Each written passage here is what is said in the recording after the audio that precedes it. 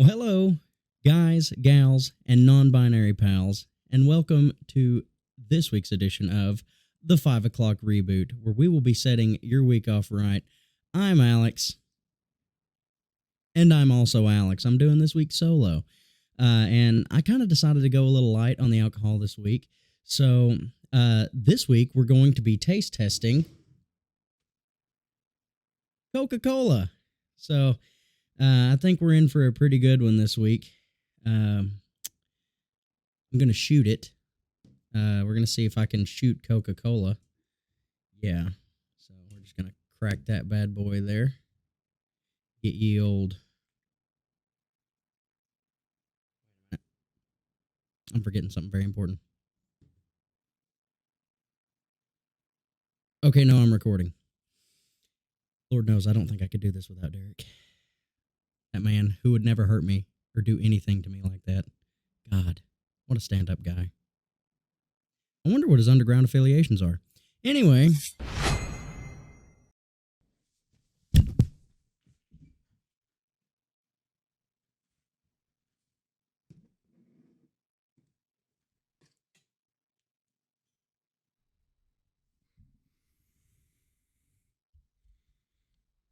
Hello, guys, gals, and non-binary pals, and welcome to another installment of the 5 O'clock Reboot, where we will be setting your week off right. Did I knee you in the side? Huh? Did I knee you in the side? No. Okay. You need me in the shoulder, so I feel bad for your knee. I didn't hurt you, did I? No. Okay. I can't wait to see that. Usually we have like technical issues whenever we do any of our stuff. Not today. This time it was mental issues. Today was mental issues. I didn't realize how high my gain was. Oh my god. For the past few weeks. Oh my god. Oh yeah. I didn't really know how to bring that up to you because I was like, you can't. It's not your fault because you can't hear it.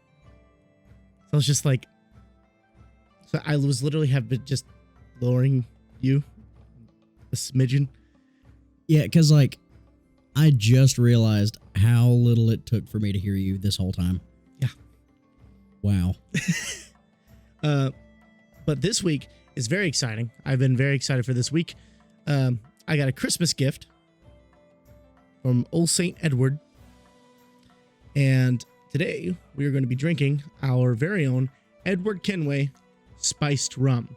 Now, I do not have any good or bad opinions about spiced rum. I've had Captain Morgan. I've had all the other kinds. They're not bad, but they are not the first thing that I look for if I'm going out to drink. Now, this thing is beautiful. It is a gorgeous bottle, I will say that. The presentation is fantastic. This is actually going to be a mainstay at Tennessee Legend. Oh, that's something that they're going to have. This is something that they're keeping. Oh, fuck so, yeah. Yeah, and I mean, first off, the way the bottle looks compared to everything else, this is what they're keeping. Oh yeah. It's absolutely beautiful, positively gorgeous. It's rum with spices, natural flavors, and the caramel color. I could not be more excited to try this. Dude, I'm stoked. I'm stoked as beans. I am beans. Hi, beans. I'm dad. Oh. So, our buddy Zach also gave me this poster here to further add to the element, and I am wearing Connor Kenway's jacket from Assassin's Creed 3, which also helps to elevate a little bit. I've had this since I was like 14. Really? Yeah. Damn, I had Jesse, who was on the pod, in like 7th grade, he had an Assassin's Creed 2 hoodie, like jacket, and the zip, like he gave it to me and it was great and everything. And then the zipper broke and I couldn't keep it zipped, but it was so cool. It had that little beak. Yeah, it had the little beak. Little beak. I need to get me something like that. They still sell them on the website, but you'd probably do better getting off of eBay. But this guy right here, we have a plethora of things to try it with, just to see what works with it, what doesn't work with it, because I've did a little bit of research and I've read everything there's to read. Couldn't find what I was looking for, so I'm just going to kind of gun-ho it and just see how we do. But ladies and gentlemen, without further ado, the opening of the bottle.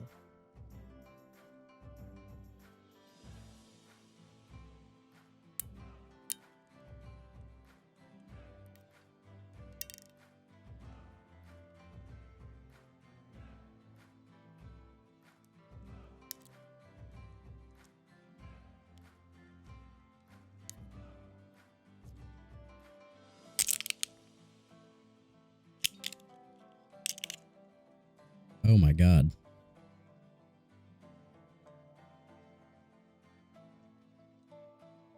Is that a cork?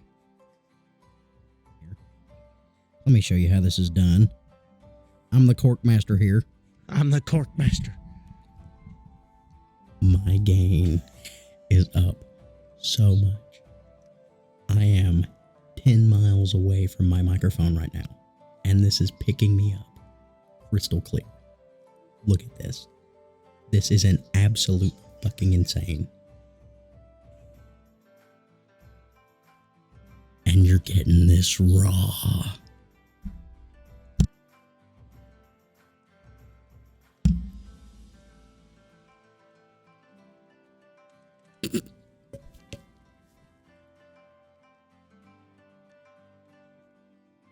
I could hear a mouse piss in Wisconsin. I am on some next level shit now. This is gorgeous. I'm sorry.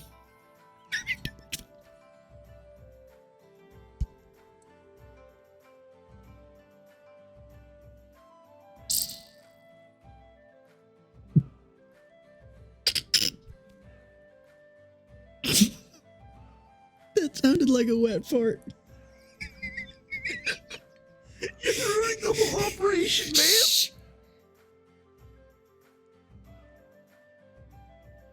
Rome wasn't built in a day.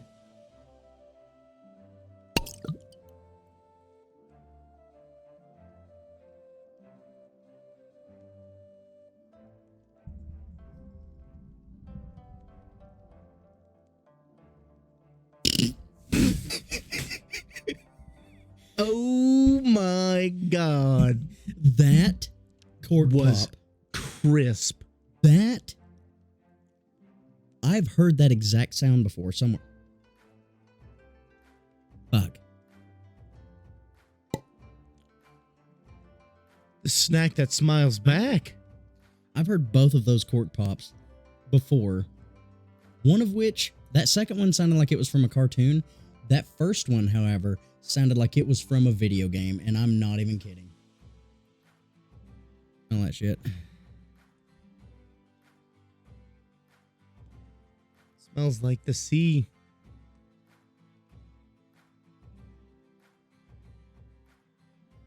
I'm really liking these spice. It smells like This the is Caribbean. This is definitely going to be one of your spicier rums. Like you can get that sweetness off the cork. No. Yeah. Mm-hmm. This is old time pottery. This smells like old time pottery. Really? Yes. Have you ever been to old time pottery? Like No. in the fall when they got like the cinnamon shit? Oh my God. Like that smells like the spices.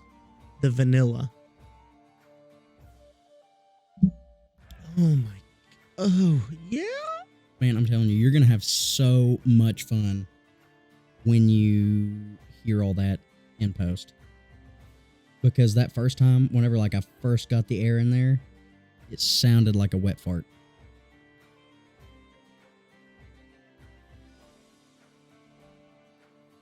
Enough of that shit without me.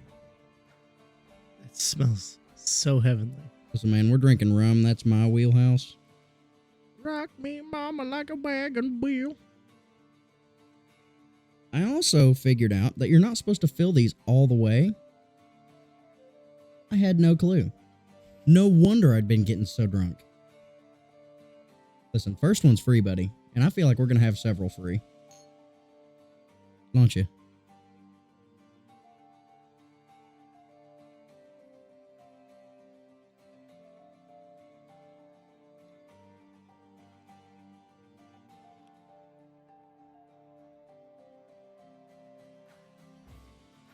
First one will do me.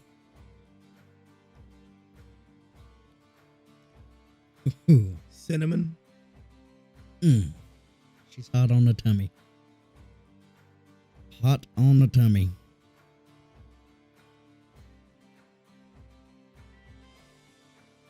She has me feeling a special kind of way. Real special kind of way. So special that I have the bottle turned backwards.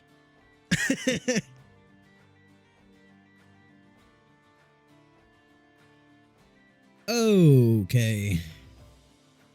That is special. That's very special. The flavor is immaculate. I'm a fan. I'm a fan. If that didn't hurt me so bad on the way down.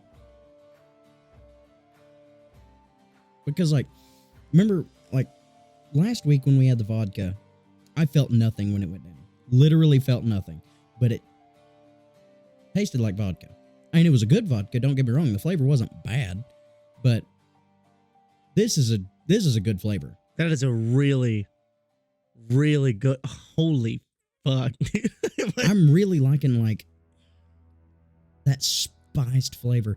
That spice hit kind of differently too. It does. Because like my throat has been like hurting for a while from me getting the flu. It completely got rid of it for like the first few, like 10 seconds. Yeah, it's because it lit it on fucking fire. But like with the other spiced rums that we've had on this podcast, we've had rums that are more like where the spice doesn't hit as heavy. And then we also have had the opposite, like, for example, with Kraken, where the spice is like to the next level, right? Which then again, with a black spice rum, that's what you know that like out the gate. I'm not trying to slight Kraken here because I love them, but this is the most perfect medium that I've ever seen with a spiced rum. I can see myself getting more of this in my house. Me too. I can see us drinking this again on the podcast one week whenever I get it, for retro. Just because I want to drink it again, and I don't need an excuse. I have never had like a good opinion about a rum. That right there, that set that shit in stone, my man. Yeah, well, dude, listen, rum is my wheelhouse. Yeah. Rum and beer, me. My shit. I'm a rum guy. Real. I just love it. And it gets me feeling a certain way too. You know what I mean? And I had originally whenever I came over here, I was like, I'll have one, maybe 2 shots, and then I'll but then it touched your go lips. home. And then it sang tasted to you it like a siren. Like, I looked at it after I popped the cork. Whenever y'all saw me messing on my phone, that was me letting my fiance know that I will not be home tonight. I am kind of gonna go a little wild tonight. I'm excited to try it. So, like I said, I did get us a couple of different provisions that we're gonna be adding into it. So we're gonna go for the classic first, the rum and coke. We're gonna try a Dr. Pepper with rum. I was told citrus, lemonade, stuff like that. So I went with Melio and Sprite. So we're going to kind of see how the mix and match goes, what it's going to do, how it's going to taste. I need more of this in my body. Let's get it going. Yeah, let's go. Arr. Yeah, I'll let you pour them tonight there, bartender. Hey, bartender. Okay. I'm going to hold the cups from now on. You know, this really makes me think. You know what I've been playing a lot lately? What? Sea of Thieves. You know what we should be playing more? Sea of Thieves. Sea of Thieves. Yeah. We had some tunes and tales from those days, man. Yeah, we'll have plenty more because I have shit, number one, that I need to do for my account. Wait a minute. I play on the 5 o'clock account. I don't have none of my shit. I don't have none of my ships. Have you been progressing the 5 o'clock reboot? No. Okay. I was just meaning, like, folks won't get to see the ships that I got. Which means y'all will have to come on the journey with us to purchase those ships. Yes. I'll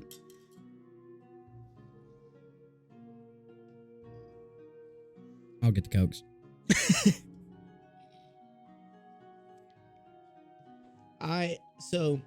In case it isn't obvious, I'm a huge fan of Assassin's Creed. I've been playing Assassin's Creed since the game came out.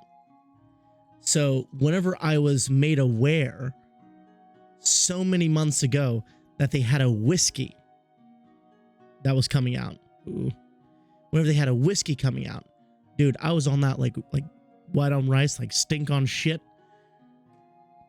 And then they told me,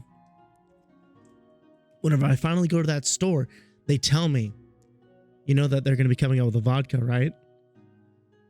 I said, no fucking way. And then whenever I went and got the vodka, they told me they were coming out with a spiced rum next. I was like, no fucking way. They came out with a trio. The whiskey was good. The vodka was amazing. And then this, to top it all off, the final one, the final drink that they're going to be coming out with. And it is so damn good. And also a mainstay. Like, you will be able to go buy this. A mainstay at their store. I will be surviving off of this exclusively. Shit, man. I don't have much rum at the house. I need to turn my gain up just a little bit because it can't really hear me. But yeah, I haven't. Oh my gosh, man, I haven't had a rum at the house. I mean, I have Bam Bam's vodka, and I still have it. Been drinking off of it. That shit's old. Probably still good though. There's so much damn alcohol in that. Like, someone who's like, oh, I don't know about that alcohol. I'm like, that shit's 50 proof. Nothing can grow in it. You know? The only thing that can grow in it is ABV. AKA good time juice. Am I going to be pleasantly surprised? It's so rare that we have a drink that is so good mixed and by itself. Great. So.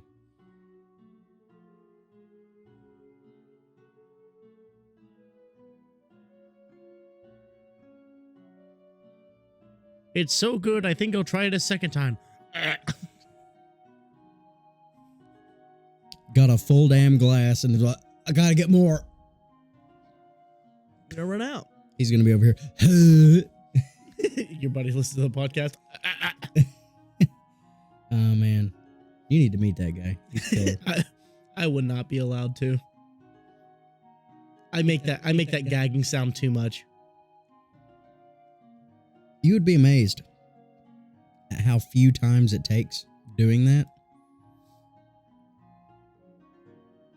And you learning to not, you know? Okay, so I have a very close friend. Killer dude. Want to preface this. Killer dude. Like, he and I got really close over the past little while. I'm not going to say his name on the pod or anything like that. But I found out that sympathetic gagging is a thing. And I didn't know that. Like, I didn't know that folks could be triggered, like, by an auditory thing to throw up. You know? We actually had a meeting about it at work. Like, we had a meeting about it for those of us that were about to go and work with this guy.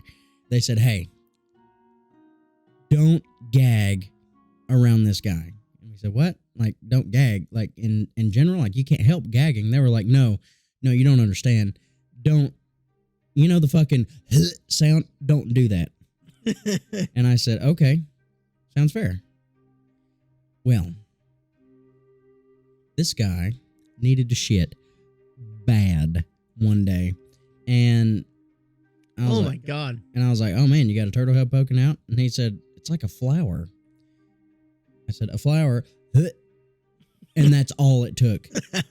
I said, and then another friend went, no. And then I look, and my buddy's going, it was the funniest shit I'd seen that day. And I felt so bad. I was like, I grabbed him by the collar and shit. I was like, get outside. He was like, I'm fine. I'm a stalwart warrior. And I'm like, you got this. So while you had something like that happen at your workplace, I had a fight break out at mine. Fuck yeah. Let's talk about it. Between two work associates. Okay, that's not nearly as fun. It is. Wait, two people you work with currently? One of them that I work with currently. Damn. Did the one that started it get fired or? Yeah. Okay. So obviously, for their sake, I won't mention names. But there's this guy who worked there. It's so good. There's this guy who worked there who he always acted like he was hot shit. Like he claimed that he was raised in Compton and stuff like that. Which we found out quickly wasn't true. But he was always like talking up a big game and shit. And so one day, he's like, this was last week, it was Wednesday. He was like, yeah, I'm raised in Compton, man. We fucking, we kill people. And the other guy was from Cock County. They also kill people. Did you know that? Yes, they do. So jokingly, his rebuttal was, he's like, I'll throw a rooster at you, bro. And he took a remarkable offense to that. So he walks over to the buddy who just said that. The other guy walks, we'll call them A and B. A is supposedly from Compton. B is from Cock County. A walks over to B's girlfriend. And he's like, hey, is he kidding? Because he better be, because I'll fuck him up right now. Now, A is the Cock County guy, right? A is the Compton guy. The Compton guy. So A walks to B's girlfriend, B being Cock County guy. Yeah. And A said, is he kidding? He better be kidding, because if he's not, I'm going to fuck him up. Oh, because B said he'll throw a rooster at A. Yeah. Okay, sorry. I got that mixed up in the first place. I was like, damn. I was like, that's a weird insult from a guy. That's a weird way to go. Compton. So he made a threat to A, made a threat to B. B gave him a funny rebuttal. And then A walks over to B's girlfriend. Of all the people you could walk to, walks over to B's girlfriend and is like, hey, he better be kidding or I'm going to go fuck him up. And he's like, hey, don't go talk to my girlfriend. Like, talk to me. Yeah, it's like, I'll tell you I was kidding. Yeah. But he takes severe offense to even that. So he's like putting his finger in his chest. He's like, don't fucking do it. Blah, blah, blah, blah, blah, blah. I watched this shit on camera. And he tries to like shove his way past him. And B pushes back. And so A obviously gets him by the overalls and just starts fucking punching him in the face. Gets 3 shots off on him. They were not good shots. Well, The most that happened to him was his eye was red. Dude, folks from Cock County are built different. He was in fact built different because he just took those shots. Yeah. He just bah, bah, bah. And then he grabs him by the shirt and puts him down. And he feeds him back in kind. I think he hit him like twice. And then he's like holding his fingers over his eyes. He's like, hey, we're going to lose our jobs. You better stop. A did this or B did this? B held like after taking the shots, B took A to the ground. Was like, hey, stop. We're going to lose our job. Like super calm. It's like cool and collected. Like, hey, you better stop. We're going to lose our job. And like A lost clearly. Obviously A A lost. kept getting his shit pushed back down or held down and stuff like that. And he let him get back up. And so one of our supervisors is like, hey, separate right fucking now. So B goes off to the distillery and A is still on the sales floor cursing and I'm gonna fuck you up. And B's like offering an olive branch. He's like, look, we can talk about this. We can settle this out like adults. He's like, nah, fuck you. I'm a burger. Eventually, finally get him out of the store. We're finally walking back to the parking lot. He makes it to a bridge and turns around, starts doubling back. By this time, I'm already left my position. I'm keeping an eye out because I don't need to deal with that. I'm trying to work. And so I'm just chilling and I'm holding the radio and I just hear just over the radio, which is my supervisor running back, doubling it back, chasing him, telling us to lock the fucking back door, quote for quote, because he was on his way back. And so I just hear that and I'm like, so I step outside and I look around and I don't see him. I'm like, all right, I'm going to go the back way. I'm going to see if I can find him. And so I'm going on my way the back way. A is doubled over, heaving, because he can't catch his breath because he ran too damn hard. And he got our supervisor kind of doubled over, heavily breathing. And we're both just like, stop. This is dumb. Don't do something you're going to regret. Don't do something that's going to get you in trouble. He's like, I don't give a fuck. The typical, I got my ass kicked, so now I'm going to make a big deal out of it kind of attitude. Yeah. Like, I don't give a fuck. I'll go to jail. I don't give a fuck. And we're just like, okay, well, don't fucking do that. Because if you're going to get your ass kicked outside of jail, you're going to get your ass kicked inside of jail. You're going to get your ass fucked in jail. Well, yeah. I mean, that's going to happen too. But the thing that I said is probably going to happen first. Oh, yeah, for sure. I mean, like, the thing is, people on the outside try not to fight much. You know what I'm saying? But on the inside, to hear tell, I've not been. And please God, let me stay out. I would never make it. But my skin's too soft to go in there. Dude, dead ass, I'll be the first to tell you I'm a pussy. But anyway, people on the inside, you gotta fight. Like, you gotta be You don't get a choice. able. Yeah. Like, you gotta be able to handle yourself, you know? Because if you can't, you're gonna come out a whole new man with a husband. Something's gonna be coming out all right. Yeah. Out of your ass. Now, golly, man. Why do people gotta be dumb? That's not even the best part. Oh, please continue. I didn't realize I missed the best. So, we're trying to talk him down, tell him to calm down. He's like, nah, I'm gonna fucking kill him. Blah, blah, blah, I'm gonna beat his ass. And the point in which I knew that he would have lost every fight he ever got into is the second that he turned around and he punted a fucking mop bucket across the hallway. You hit something that can't hit back, man. Oh, dude, he straight fucking punted it. And he finally found his way out to the parking lot. We had security called. He threatened to kill him, so we called the police.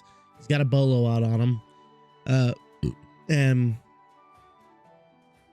after all of this, they were like, yeah, he doesn't have his job anymore. You know, that's a good thing. I often, like 9 times out of 10, when I hear about somebody getting fired, 9 times out of 10, I'm like, that's kind of bullshit, you know? It's like, that blows. You know, they could have been a little easier on you. That situation, I'm kind of glad he got fired. Fucking wonder. That guy would have got killed. Like, if he would have, like, went with serious intent. Oh, he would have lost something. But people, they may think that we're a bunch of stupid rednecks around here, buddy, but I'm telling you right now, there are some tough motherfuckers here. The fact that he took 3 straight to the face and was still calm enough to be like, we will lose our jobs. You need to stop. Stop.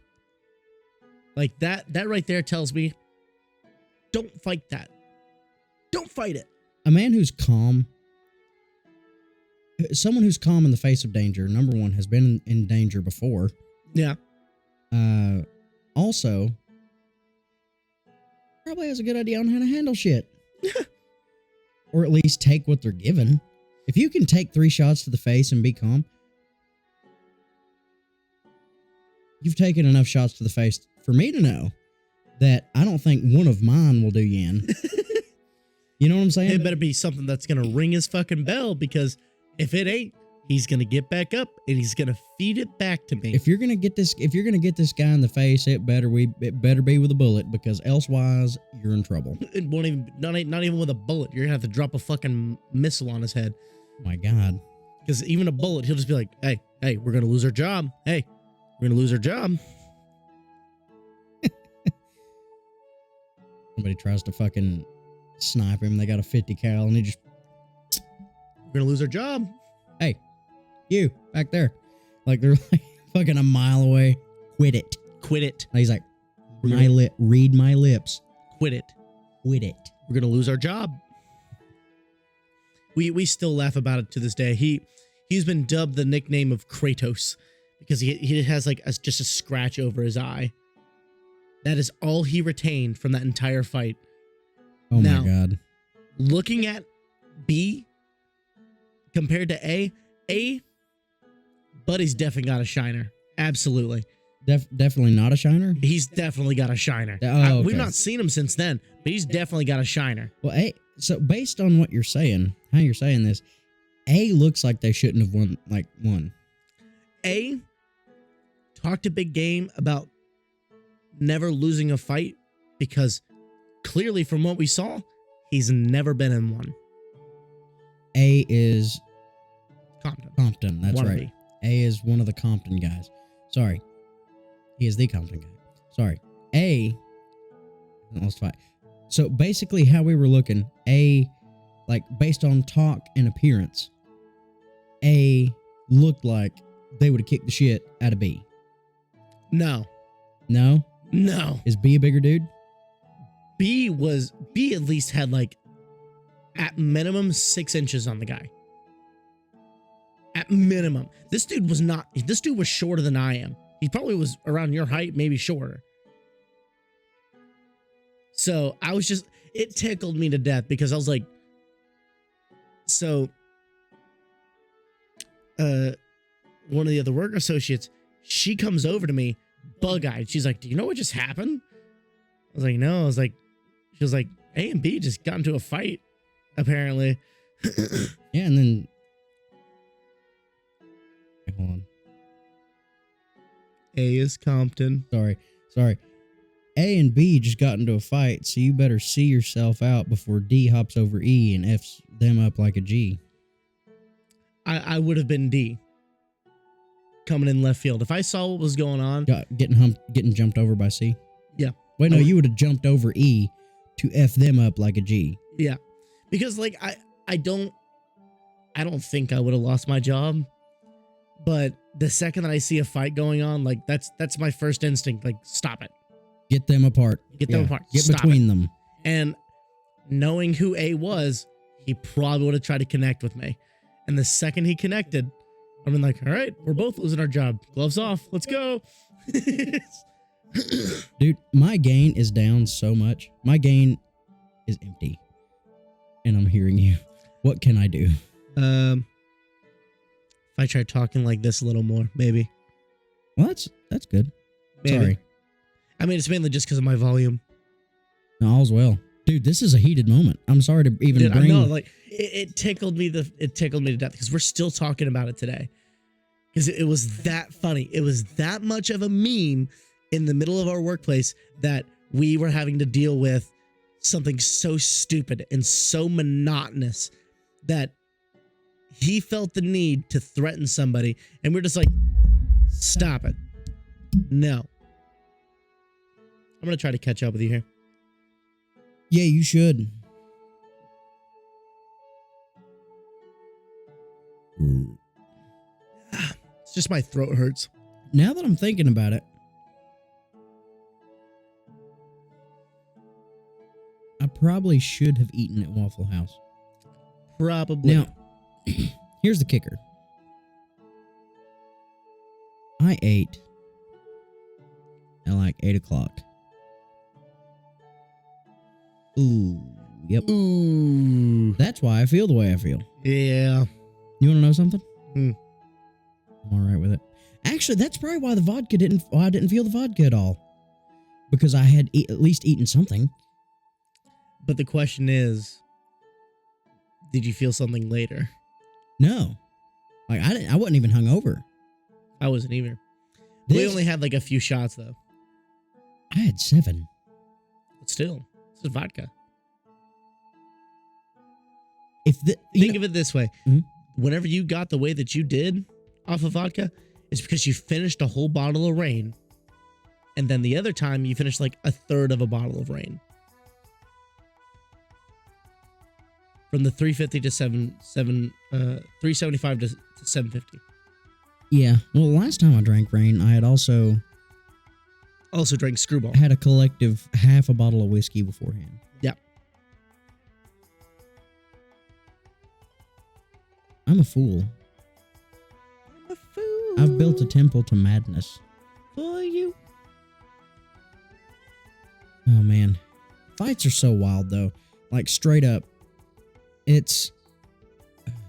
saw one when I was in middle school. There were these kids that were a grade above me. And there was one who was a really little guy. And he had a loud mouth. Like, really loud mouth, was always making these, like, stupid, inappropriate jokes, you know? Like, I make inappropriate jokes, but, like, I check my audience, you know? Like, make sure that everyone's on the same boat. Like, this is a guy that I barely knew and would be like, yeah, and fucking come in a box, you know? And I'd be like, what? Coming in a box? Why would you do that? I would never. And I'm a good Christian boy. good boy. I only come in my butt talk. I don't think I'll ever come. It's a lie. I've been beating it for way so long. I've been shredding it. But anyway, that's not the point of the conversation. This kid, you know, was being a loudmouth. Was talking a pretty big game. And then there was this kid, I don't even remember his name, but I remember his face at the time. And I've always been short, you know, even in middle school and stuff. I'd love to have met middle school Alex. No, you wouldn't have. Why? Because middle school Alex is not the Alex you know today. The Alex you know today had to learn some shit in the world before he got to be Alex you know today. Had to have a little bit of humility. Yeah, basically. Holy shit, this thing is hitting hard. Like, I even ate, and this thing is hitting hard. Yeah, I fucking love it. This is hitting harder than the vodka, and it's the same strength. But anyway, there was that littler guy that was talking a big game, and the littler guy was in my grade, but the other kid was not. He was one grade above. Oh, God. And he... What I remember was the littler guy saying some not nice words to the kid who was a grade above. The kid who was a grade above is one of these backwoods boys who don't give no fucks what nobody else thinks. And he said, "What'd you say?" And the next thing that I saw, because I think I blinked and missed the very start of the fight, but in the time it took me to open my eyes from my blink, I saw the end of the fight where the little guy was curled into a ball and the bigger guy was curled into a ball on top of the little guy, which tells me that the little guy said some shit that really pissed the big guy off, because the big guy wasn't, like, he didn't have a mouth, he wasn't composed or nothing like that. He was driving his whole soul into every fucking strike. Oh my God. And little guy was curled up trying to protect his head, and big guy curled around him and was just getting around his hands, just pounding this kid's face. And I said, wow. Wow. I'm going to leave. And I left. Because... As you probably should have. Little guy kind of needed that. Bigger guy apparently really needed that, because I don't know what happened at home. He had some frustrations to work out. And little guy needed to be brought down a peg. So I think the natural order just kind of worked itself out there. Just natural selection, you know? Here's the big thing that I think is hilarious. Because when we used to go outside, right? Going outside, best shit ever. Whenever I was in school, it was awesome when they were like, and we're going to go outside. And we'd all be like, yes. You know, some kids would go shoot hoops. Some kids would do some other shit. Me and my buddy Jesse and Joseph sometimes would walk around the track. Like, we would just walk the track and just talk. I remember doing that whenever I was in, I think it was in middle school, because we still had, like, recess, but it wasn't recess. It was just called free time, because they were getting rid of recess at the time. but they had like a track. They had a little area where we could shoot hoops, and they didn't have like a playground or a swing or anything. So we had either hang out, shoot the shit, shoot hoops, or walk around a big loop and shoot the shit. We always chose to walk around and just shoot the shit. That's why you and I get along so well today, because that is what I did. That is all I wanted to do. Because first off, I'm not athletic. I can't fucking shoot hoops for shit. And the rest of the kids playing kickball and bullshit, whatever. We were all just, I was like, no, I'll walk. Have a good day. And so we had like a couple of people who I'd walk around and just shoot the shit with.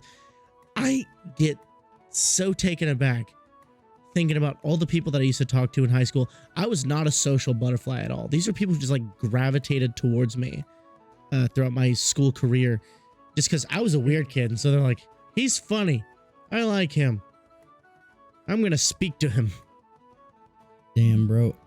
We didn't go outside in high school, but in middle school, that shit was the bomb. I didn't even run the mile. We used to have to run the mile, right? It'd be like, if you can beat a certain time, then you can be eligible to go to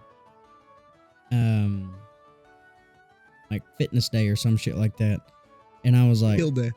No, field. We had field. Everybody was able to participate in field day, but it was like fun and fitness or something like that. It was a thing that you like had to do so many pull-ups, so many sit-ups, and you had to run the mile in X amount of time.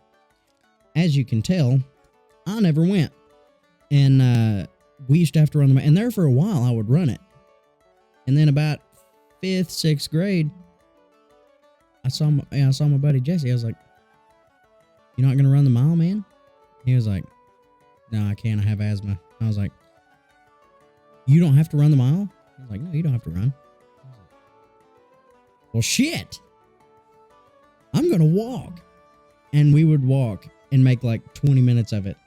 And then like there at the end of it, the gym person, like the coach, her name was Coach Wells. She saw that we weren't like running the mile. So she would be like, "You guys just want to like hang out up here with me?" We were like, "Hell yeah." And we would shoot the shit with the teacher like up on the top of the hill. Man, fuck you. Dude, she was the best. She was one. She was a real one. And I'll tell you how you know how you know she's a real one? She would tell me if my pants were unzipped. She would tell me if my pants were unzipped. She wouldn't just let me go around and be like, "Look at that fucking guy." She would be like, she would catch me and be like, "Hey." And she wouldn't tell me in front of everybody. She would like kind of pull me aside and be like, "You need to zip your fly." As much as I would love to think that that was like a wholesome thing, every experience that I've had with any gym teacher ever, they're trying to fuck the opposite gender as a child. Or like have some sort of thing. Okay, now here's the big kicker. Here's where I'm going to stop you. I can look back in most conversations when I was a child and tell if somebody was kind of flirting with me. This lady was not flirting with me. And I'm not 100% sure. I can't honestly tell you because I don't know. I haven't talked to them in so long. I have no clue. I kind of don't think I have the hardware that they're after. I stand corrected. But also, to kind of go back a little bit. Yeah. Fuck you. Whenever we had to do the mile bullshit, they made us redo it until we got it under a certain time. Now, that's because your school was being an asshole. Because they needed those statistics met. Yeah, so fuck you. It was agonizing because they were like, 20 minutes, you need 14. Go again. And we're just like,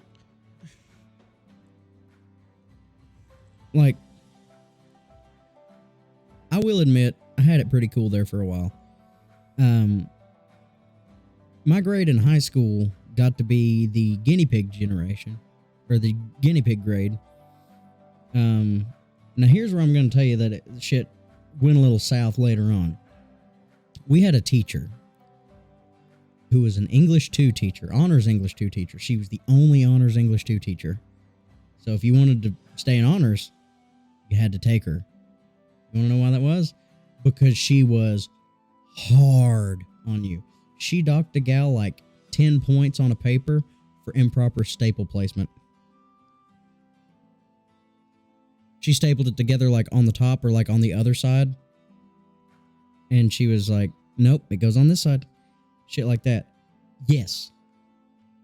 Where do you teach that? I don't know. Now, here's the other thing. I was in an ag class one day, and we were coming in from working outside. See, I did get to go outside in high school. I stand corrected. I did get to go outside. It's just I didn't get to play outside. I had to work outside. And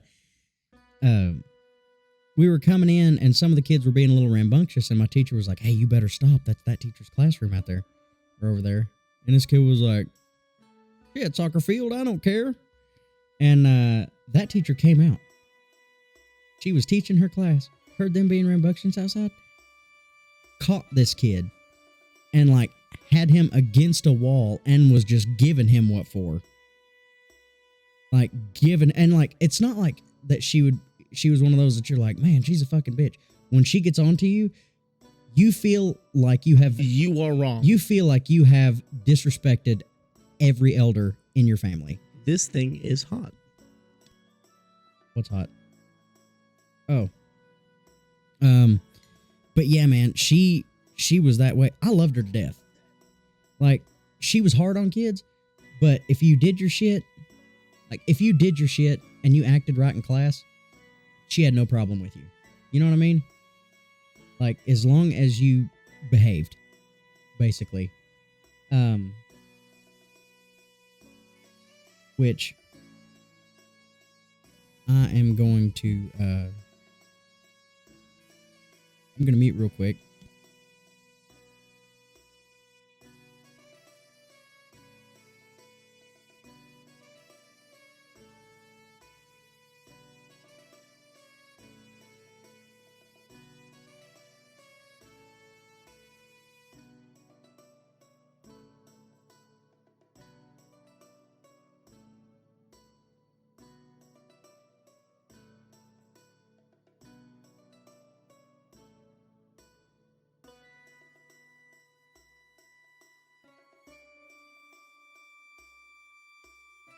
But yeah, man, See, that's the sign of a good teacher. She was a great teacher. I'm not going to stand here and say that she wasn't a great teacher. I just said she's a hard ass. There's a difference between being a hard ass and being a bad teacher. But see, like, there's always a difference between teachers. There's a teacher who's like, they're just a dick. I'm going to mix us a Dr. Pepper and rum, by the way. Yes, please. But then there's also like teachers who are just assholes in general. But then there's teachers who understand, right? So like my teacher, Mr. Bradley, who to this day, I will always hold him in high esteem, would defend me to his last breath. Unfortunately, he has passed away. I actually work with his son. I work with his son at my job, and I also was in class with his daughter. And I mean, you want to talk about someone who's like a genuine dude, like not to be the weird type, but like if you were to call someone a G, he was a G. Like that guy was solid brass. Absolutely. And I could not believe that teachers like him existed. I hated teachers like all the time. And he helped me understand that not all teachers are bad. Now, there was one that I didn't like very much. His name was Mr. Graybill. I didn't like him at first, but then I also learned, like, the reason why he was so hard on me is because he was pushing me to be a better me. Like, he wasn't being a dick. And that's often something that, like, you catch in hindsight. You know what I mean? Yeah. Like, anytime where you're like, man, my parents were so hard on me about this one thing. You know what I mean? It's like, because they know that you can do better. You know? And they're always, it's like from Breaking Bad. Have you seen Breaking Bad? I've seen a little bit. I'm going to take a sip of this and tell I'm you going to take a sip of it here in a second. there was one where Jesse Pinkman, who's like, he's a crack addict.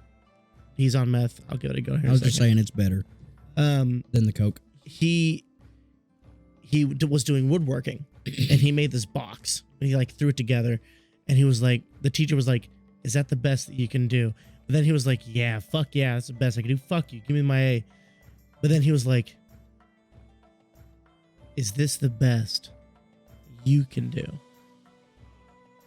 And he was like, that shit bothered me.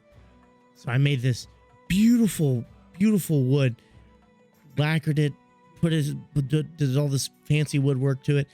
And it's like, you open the box and it just smelled so good. Granted, the story ends off a little worse because he's like, yeah, no, I gave it to my mom. And he's like, did you actually do this? Like, no, I sold it for 10 grams of weed. But like being pushed like that to be like, is this the best you can do? The teachers that I had that did that, I found, even though I resented them at the time, I would shake their hand and thank them today. Yeah. Like, because holy shit. I realized that, like, yeah, I could do better. I could have applied myself more. There's one teacher that did that. Well, two teachers technically that did breakthrough. Well, technically, actually three. Now that I'm thinking about it, it was Bradley Parkhurst, my theater teacher, who was a fucking gem of a woman before she passed away. All my favorite teachers have died. Fuck. Damn it. But then Mr. Brabson on my senior year, I was failing his class, and he had a heart-to-heart with me. He's like, look, if you don't bring your grades up, you won't graduate. And I had the same exact moment with Jesse Pinkman. I was like, yeah, fuck you, whatever, dude. Go fuck yourself. Like, I'm doing my best. I'm doing my best. And then he was like, what can we do to help you? I was like, Yeah, that'll get your tears going right there. Dude, like I said before, people coming together for a common goal is what gets me. And whenever somebody says, listen, if you were honestly trying your best, then I'm going to help you. Well, it wasn't like him being like, we as in like the staff. He was like, what can we do? That's what he's saying. He said, I'm going to help you. Yeah. And I was just like, fuck. Like, for a second there, I was like, fuck you, you can't do anything. But then it really sunk, because like he did that thing where he like looks into your eyes, like, what can we do to help you? And I was like, You're getting me emotional right now, man. Dude, it hit. And I was like, I could do this subject. I was like, this shit's easy. What the fuck am I doing? And sure as shit, the second that he told me that, I dug my feet in, I grit my teeth, and I passed his class with flying colors. Probably did the best out of the entire class. And I was like, damn, I really fucked around and found out, didn't I? God damn it. Fuck. And then I passed. Oh, man. Like, I can remember there was a teacher that I had. She was my advisor. Like, they did this thing, advisory. And every 6 weeks, you would have an advisory block. Every 6 weeks. And you would meet with this one teacher. They put us all, like, in random things. Dude, I know this is an orgasmic drink. Way better than the Coke. This is the 24th flavor that Dr. Pepper needs. But I'm telling you, man, she was my AP psychology teacher. And I remember I used to sleep in her class all the time because it was like first or second class of the day. And 9 times out of 10, she would show us some video on something. And then, like, it would be like a 10, 15 minute video. And it was an hour and a half class.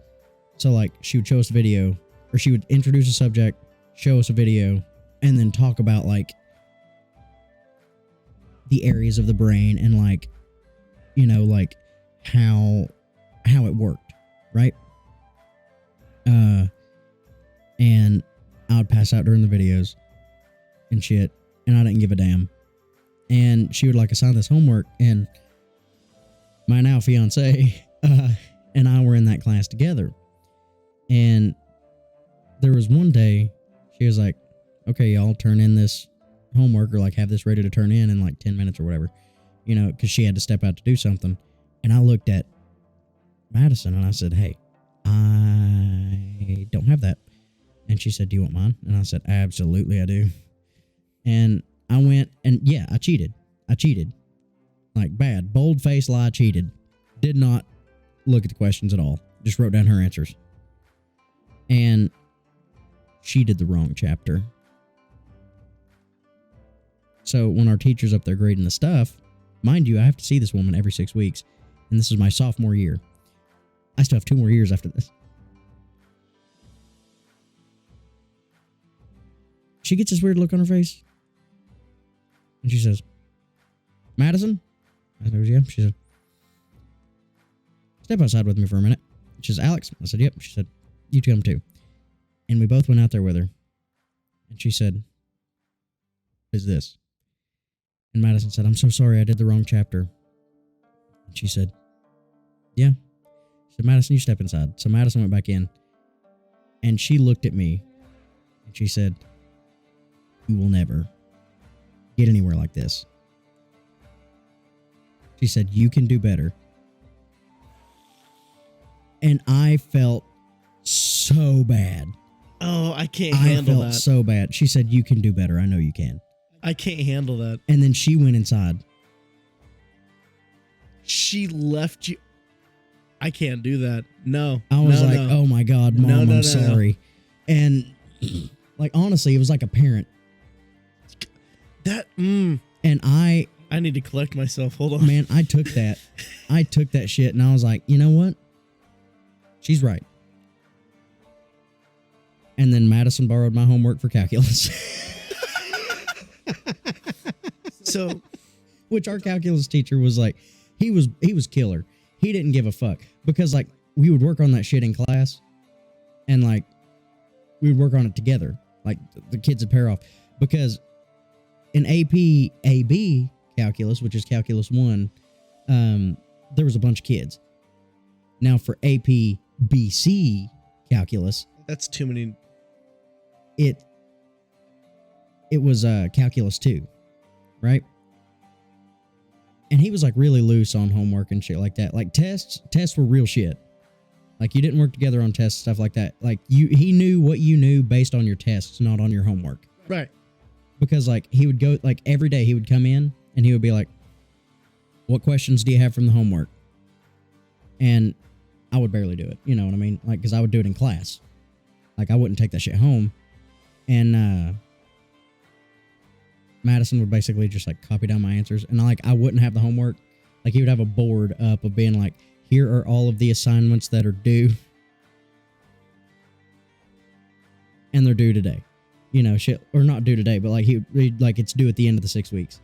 Like I just have to have the paper in hand. Like, cause he would grade it based on whether you did it, you know? Because like for AP, the big thing was the AP test to see if you could get the college credit. Yeah.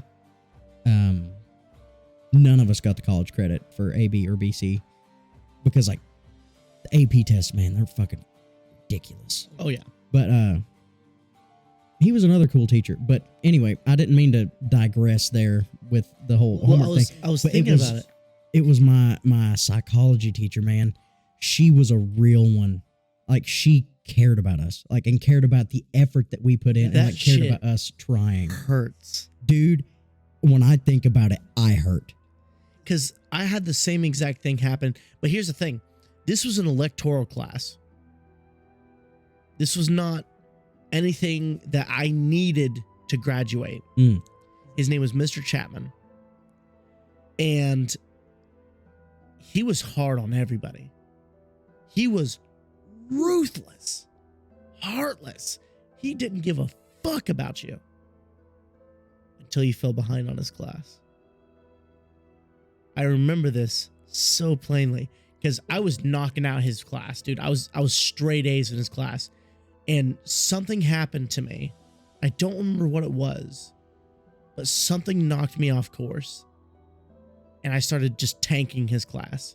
I was his star student, dude. It was like electrical, power tools, stuff like that. Yeah. I don't know what class it was called, but like I was getting that shit because I've been working with power tools beforehand. And I was like, fuck you, Chapman. I know what I'm doing. But I started tanking because I stopped giving a fuck. Mm-hmm. And everyone's leaving, and he knew what my class was next. He contacted my next period's teacher and said, Derek's gonna be late. And everyone's getting ready to leave. He says, Derek, he said, I need you to stay with me for a second. And so I'm like, oh, great. Fuck, I'm in trouble. I did something. And he always has like a tough, gruff kind of attitude. Yeah. And that was the first time I ever heard his voice go soft. And he looked at me and he was like, is everything okay?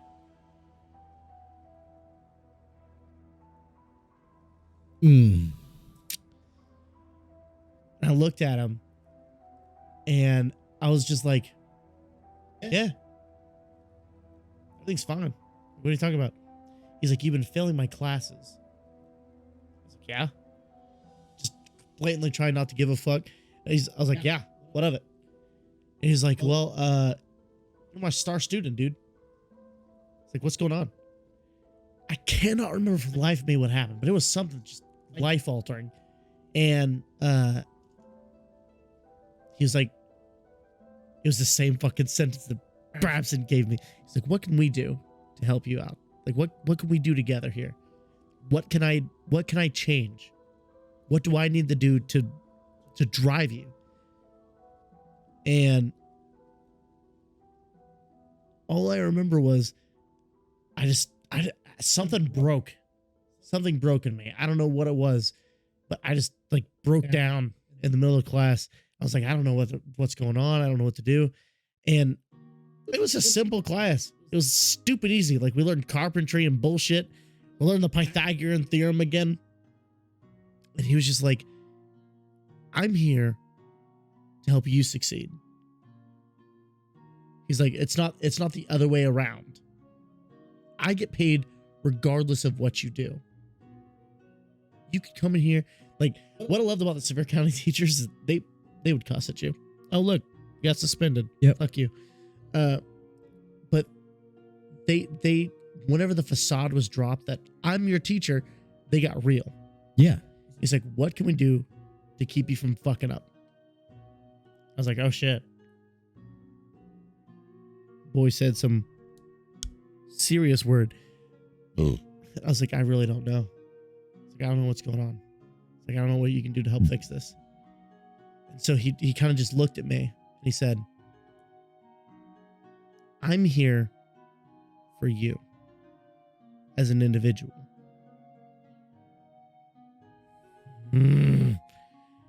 And I was just like, I'm an asshole. I've been brushing this guy off for weeks. And he's worried about you. And he's worried. This guy was so worried about me that he called my teacher ahead of time, said I was going to be late. Yeah, found out your schedule. Found out my schedule and was like, he's going to be late because I need to talk to him.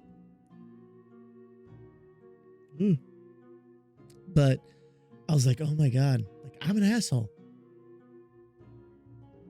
And there was only one other instance that happened that I had like a full breakdown in class. It was actually during theater class. It's so nice. It's so good. Oh my God. I know we have to try it with the Meliel and the Sprite, but I got a problem. Let's try with those first and then we'll. I know. I was just saying, my problem is that the Dr. Pepper with this. It's so good. Probably one of the best beverages I've ever had. For sure. Like easy. One of the best beverages I've ever like had. the aftertaste, now that I haven't drank out of it for a minute, like it's like toasted marshmallow. Oh my God. Oh, don't you do that to me right now. Oh, it's so good. But don't you do that to me right now. Fuck. So Parkhurst, being one of my favorite teachers, whenever I said that Chapman was ruthless, she was ruthless. Instead of singling you out in class, like just to make a point, she would make an example out of you. Oh, that's how that one teacher that I was talking about was. Yeah. Like if you did something that she didn't like in class, she would jump your ass in class so that nobody else would. Like if your phone buzzed or something, like if your phone went off, you were done. Oh, you were dead. Dead meat in class. Didn't give a fuck. So that happened to me a lot in theater. And she would always jump my, like you can ask Zach. She would jump our shit constantly. And then one day, I had her for like last period, I think. So like school's over. And you know, like whenever a teacher yells at you, you're like, yeah, fuck you, whatever. Something about the way that she dug into me really, like, it grabbed my attention. It forced me to pay attention to her. Yeah. She's like, because you know how like teachers are like, you're going to ruin your whole future, this, that, blah, blah, blah, blah. She made that shit hurt. Sometimes that's what you need. Oh, I needed it. I was a pompous little prick who thought, fuck it, I'll just do theater as an electoral. I'm going to fuck off. It's an easy grade. I do a thing, say a funny line, get the fuck out of there. But the way she dug into me, I remember this. This is going to fucking hurt. Yeah. Yeah. She got so mad. She was yelling so much. She started crying. Oh. No. Yeah. No. Fuck. No. No. No. No. Stop it. Oh. Stop it. Oh my God. No. Dude, you can't. No. Dude, when somebody lights into you and they break. She was losing it on me. That hurts so bad. Because like the thing was, is like she saw what I could do. She could see the potential that I had with me half-assing what I was doing. She said, you have more talent in a follicle of your hair than half of these fucking kids do. Half of your fucking classmates don't shed a light to the amount of talent that you are leaving untapped in my classroom. She was losing her mind. She was going ballistic. She was like, you have so much potential to do what you need to do. It is like, I can see you're not even trying and you're doing as good as you're doing.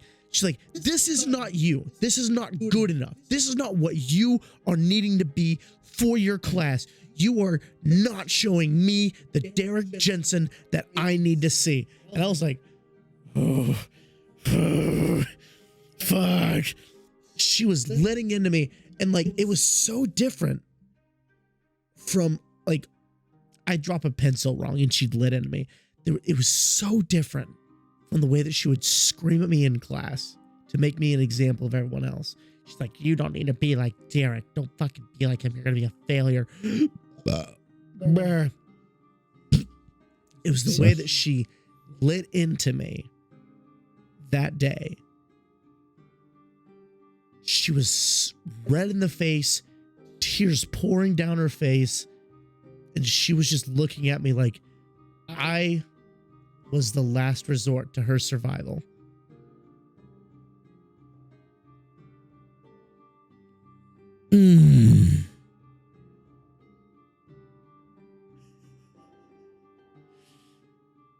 And that very next year, we went to Roan State. I won first place.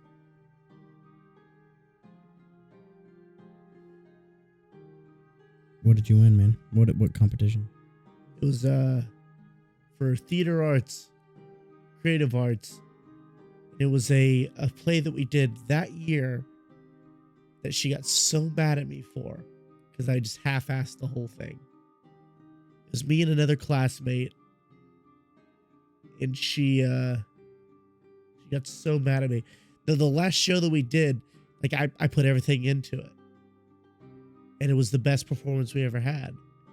And we took it to competition the very next year. It was between me and another individual. It was a joint monologue. I remember that because so it was a Shakespearean play. It was As You Like It. Yeah. The very same play where it's like all the world's a stage and all that bullshit. It was between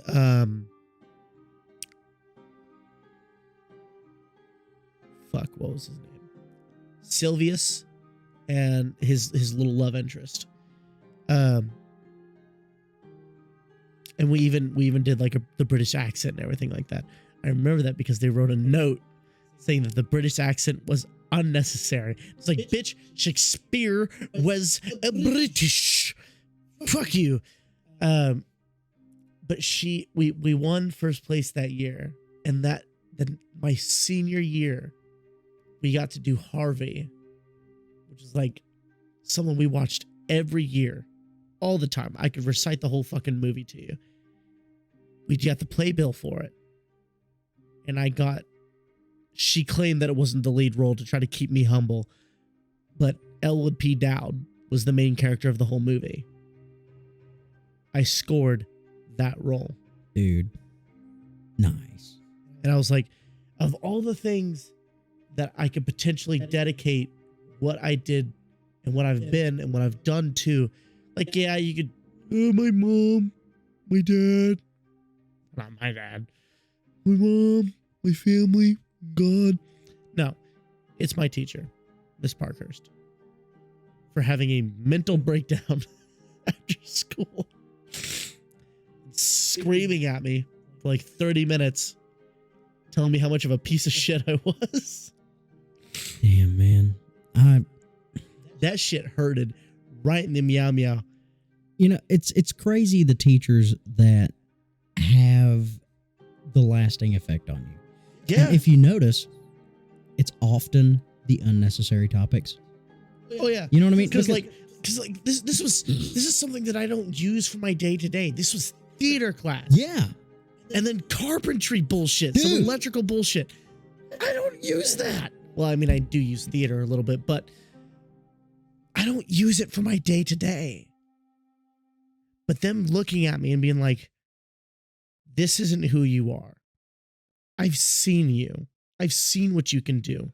I've seen the potential that you have, that you are purposefully leaving untapped. Fuck you. Fix your shit. And then me just being like, and because like you always have those teachers that's like, you can do better. Just try harder, okay? No, it's the ones that are like, you're a piece of shit. You know that you can do better. I know that you know you can do better. Get out there and get it, or you're gonna fucking fail in life. And there's such a difference between that and then just being like, yeah, if you don't do it, you're just gonna be a failure. You're just gonna be a fuck up. Yeah, there's way different, because the people who come at you and are like, you are going to fail at life.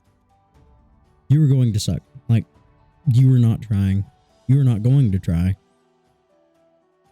You are not going to be anything in life. That is cruel. That's not how you build somebody. That's such a different impact from, I know you can do better. Exactly. You are leaving so much untapped.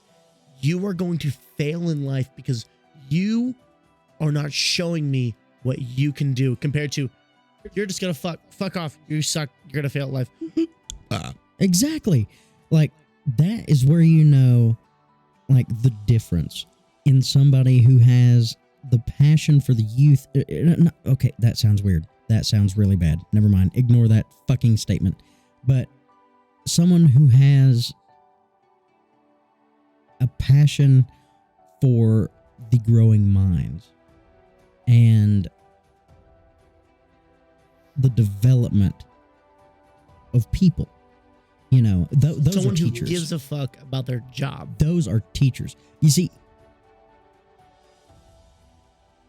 they have their passion. They saw their passion and they put themselves in the perfect field for it. Someone who tells you you were not, like, I see that you were not trying and I know that you can do better. What can you and I do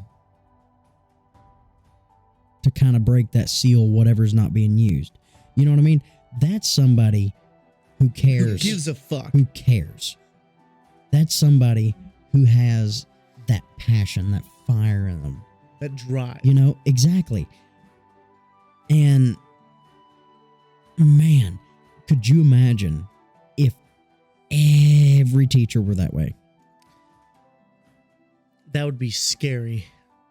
Yeah, it would be scary to how awesome the world would be. We would have flying cars. We would have cures to incurable diseases right now. I think if all teachers acted like that, I would look like a dipshit. If all teachers acted like that, I would be in Hollywood, probably. Probably. Oh, no, I wouldn't be in Hollywood. I would have been a college grad who was working in some lab. Is probably what I would have been. Alex Wilson, PhD. Well, when I was in school, I wanted to do everything. You know? Yeah. Like, because I didn't know what I wanted to do. All I had known was school. So I was like, yeah, I want to be a teacher. And like, I was interested in every subject. I found interest in every subject, right? Like math, it's like a fucking puzzle, bro. Once you, like, you know, some people are like, once I add letters to math, it kind of mixes with language and I don't fuck with that. That's how I used to be. Until I finally understood how important that shit was. Well, I looked at it like a puzzle. You know what I mean? And I was like, I like puzzles. You know, so I would work with the math like that. And then, like, in English, they were like, here's how you can write what you want to say. Like, you know what you want to say? And I'm like, yeah, I know what I want to say. And they're like, now here's how you say that. And not... intelligent. Yeah, here's how you say that without looking like a hick. And I'm like, that's really cool. You know? In science, they're like, here's how the world fucking works. And I'm like, that's ballin'. Science and history were my fucking shit. Dude, same. In middle school, that was the same teacher for me. Ask anybody at work, anyone at my job, about how many times I've given them like a history lesson, just some random point in history, just some random bullshit. Dude, same. I love it because even though science has always fascinated me because it is the discovery of things that we didn't know about 100 years ago, 200 years ago, or even 10 years ago. Yeah. We finally have actual photos of Pluto from a satellite that we launched in, I think, 2020 or 2019. We have actual photos of Pluto's surface. Finally. Because the first space satellite that we launched didn't have that. Didn't have the capability. It completely passed it up. We get like glimpses of it. But this one, we fucking gunned that bitch. Straight for Pluto. We did the math, did the numbers, said, fuck it, send it that way. And it had a window. A small, tiny window of opportunity. Like, beep, beep, beep, beep, beep, beep, beep. All right, send that information up. I have never been so excited to be alive when I am, where I am right now, because I was born too late for like the first space launch. Yeah. Clearly, I'm born too fucking early for just commercially being able to go into space and go to other planets. You don't know that yet. I don't know. We're pretty dumb still, so. Well, yeah, the human race, dude. The human race is always going to be dumb.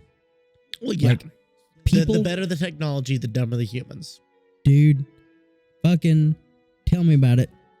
I deal with folks on the daily. Yeah.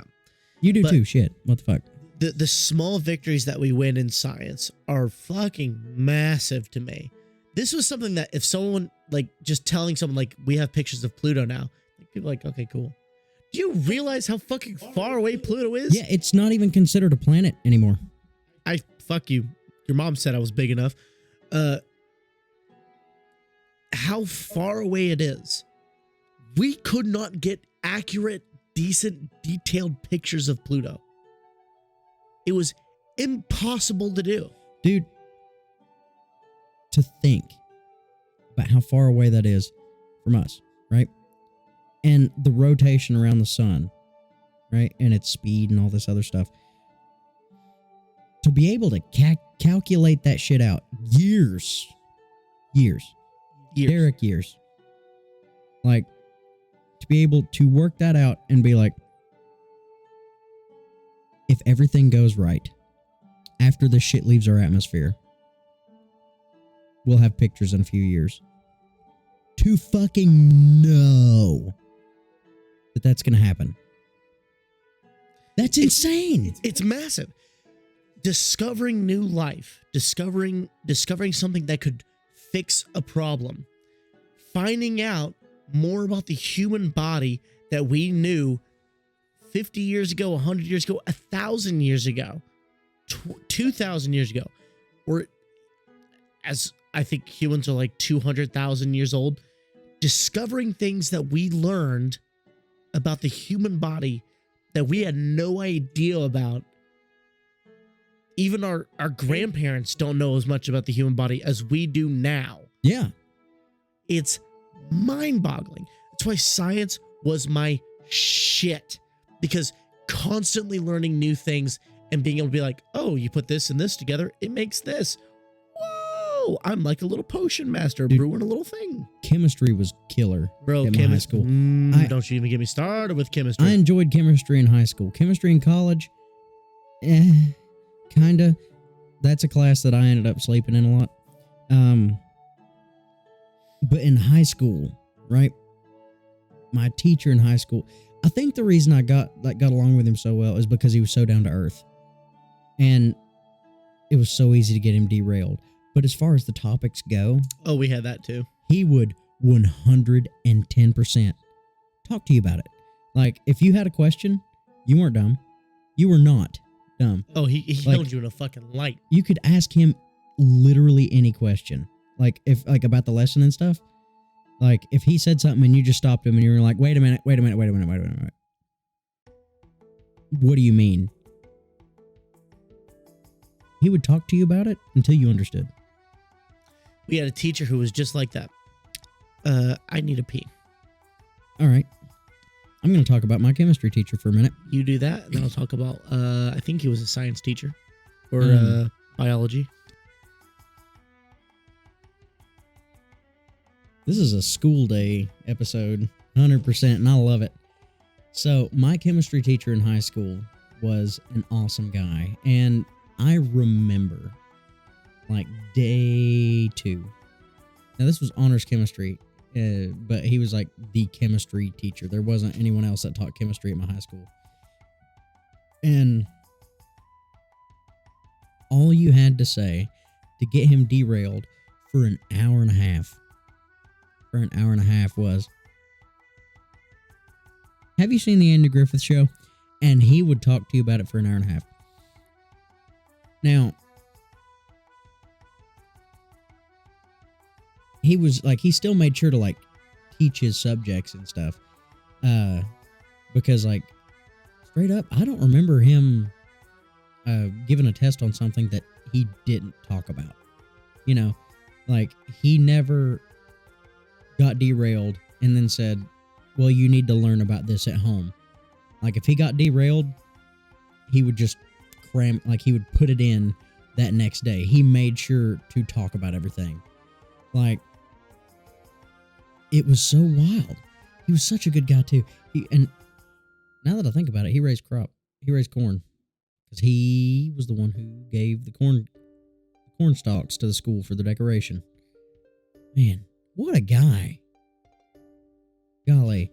But straight up, if you get him talking about the Andy Griffith Show, he would start off and he would talk about it for a minute, and then he would go into him being in school and like all this other stuff.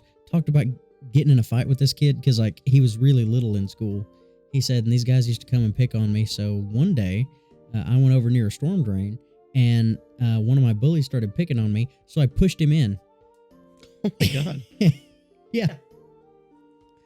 So I had a teacher whose name was Mr. Sutton. He gave me the nickname Hollywood because of my then blooming theater career. Yeah. You want to talk about someone you can get off the topic easily?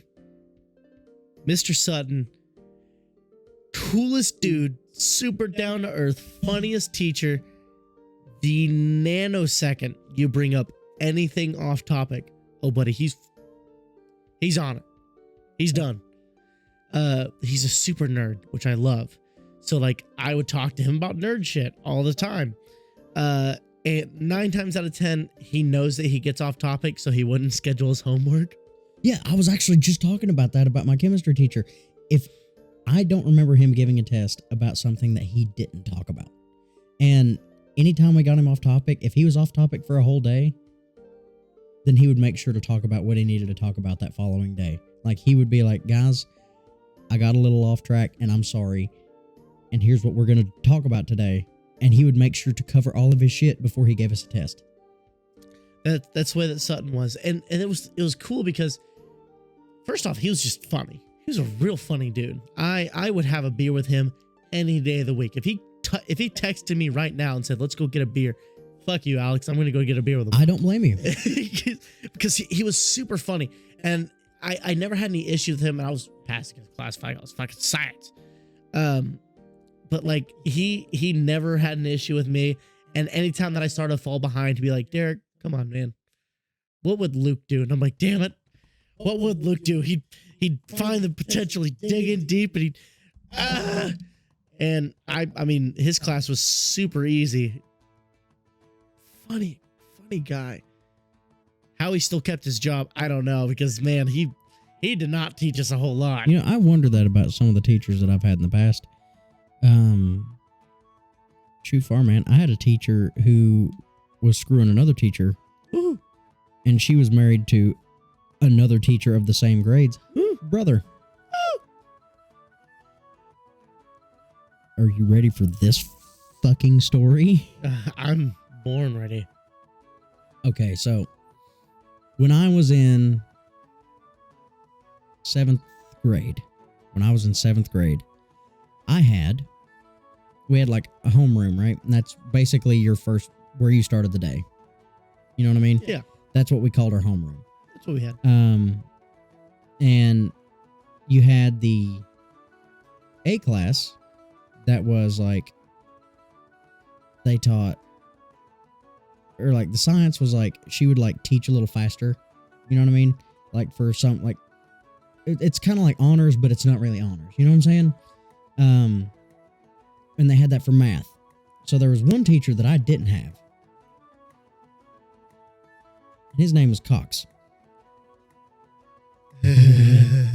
And I really wish I had him because like on days that he didn't give a fuck, they watched the Andy Griffith Show in class. Like there was one day, one of my teachers like had something that they needed to do. And she was like, hey, can like my class come and sit in here? And he was like, yeah. And like we walked in, he said, you ever seen the Andy Griffith Show? We were like, I was like, yeah. A bunch of them were like, no. And he said, you're going to learn a thing or two about life. And then we watched the Andy Griffith Show for an hour. Andy Griffith Show did teach you some pretty heavy stuff. Fuck yeah, they did. And they didn't even try. They were just like, this man stole something. Why'd he steal it? And you're like, your brain is like, he's a bad man. Why'd he steal it? His daughter's sick. He doesn't have the money. And you're like, shit. Yeah, and Andy fucking found those things out and he was like, well, I reckon you can just pay a $10 ticket and go home.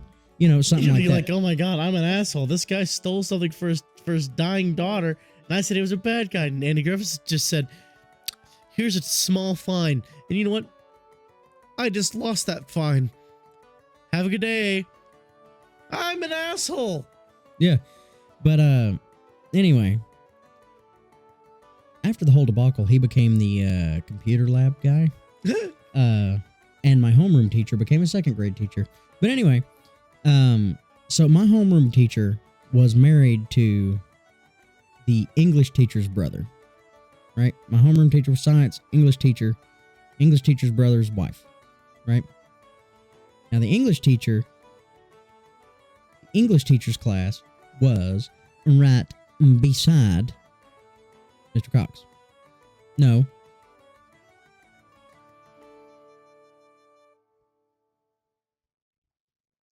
Somewhere in that area. It was somewhere around there. And, well, I have a very good friend. Because I didn't know what all happened, like why the changes happened at the time. But I have a very good friend. This is good. I know. Holy fuck. Fucking drink that shit, son. The aftertaste is... I know. But a friend who's been on this show who caught him. Because we were all outside and the teachers would all like sit around this table and just watch all the kids and make sure no fights were breaking out and that nobody was fucking, shit like that. And this one kid's like, hey, and catches my uncle who was the custodian. Says, hey, I forgot my jacket in the classroom, and the classroom was locked. He was like, my uncle's like, well, yeah, I'll get you back in there.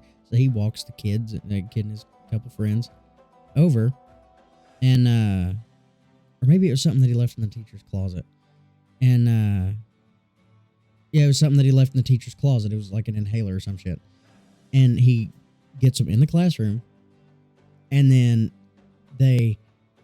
my uncle opens the closet door,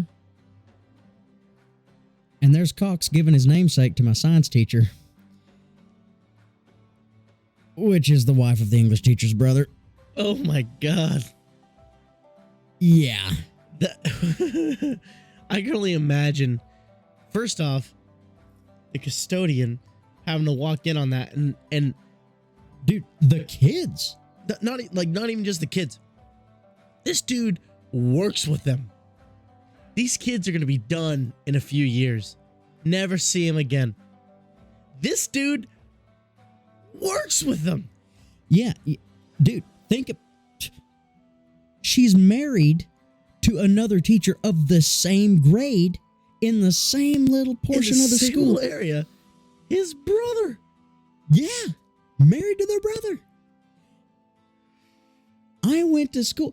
In my class was the English teacher's daughter. That was her aunt. Was. Fun fact, they're not married anymore. I wonder why. Damn Cox. Going in places where they shouldn't be. But here's the question. Are they married? No. Oh, well. No. I know you got to get your nut off every once in a while, but it could at least wait till after school. That's the thing that really got me, because teachers usually stayed for a while after school anyway. Why not fuck them? No students around, maybe the custodian every once in a while. Nah, he don't fuck with that shit. That is mind-boggling to even think about. Dude, it's crazy. I've caught people at work. I've never caught anyone, and I'm kind of glad. Not my current job, but whenever I was a lifeguard. I'm going to mix our next drink. Yeah. Whenever I was a lifeguard at the Wilderness, caught a couple people. The best part was whenever I was a game tenant there, and I caught my supervisor and my manager in the stockroom. I walked into that, and they were just going ham, giving her the beans, and I was like, I need some stock. Giving her the beans? Giving her the fucking beans and turkey, buddy. Oh, I was going to say beans, no stock, just shoving the full scrot up in there? Oh, just going for it, full ham. I was like, all right, I need to get this. And they were both just like, Then they tried to fire me because I walked down on them fucking, and I was just like, I'm not gonna tell anybody. But now that you're threatening to take my job, HR. Oh, please tell me you busted their ass. Could you, yeah, he doesn't work there anymore. Get me that mellow yellow.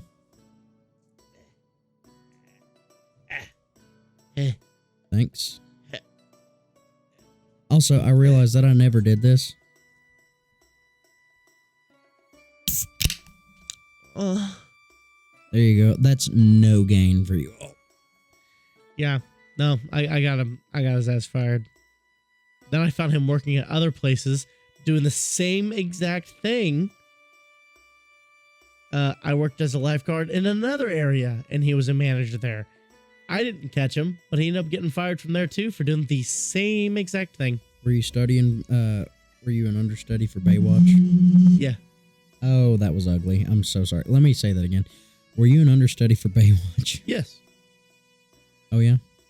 And sure as God's got fucking sandals, I didn't get the part because I'm still here. Ooh.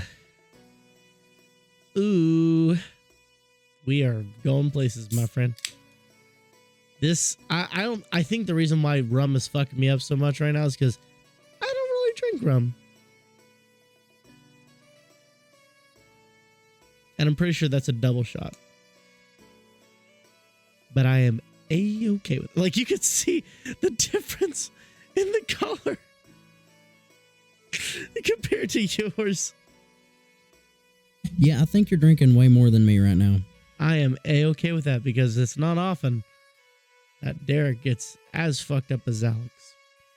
That's true. It's not. I'm actually pretty tame right now. Like, I'm buzzing really heavy. Yeah. But like, I'm not drunk. Yeah.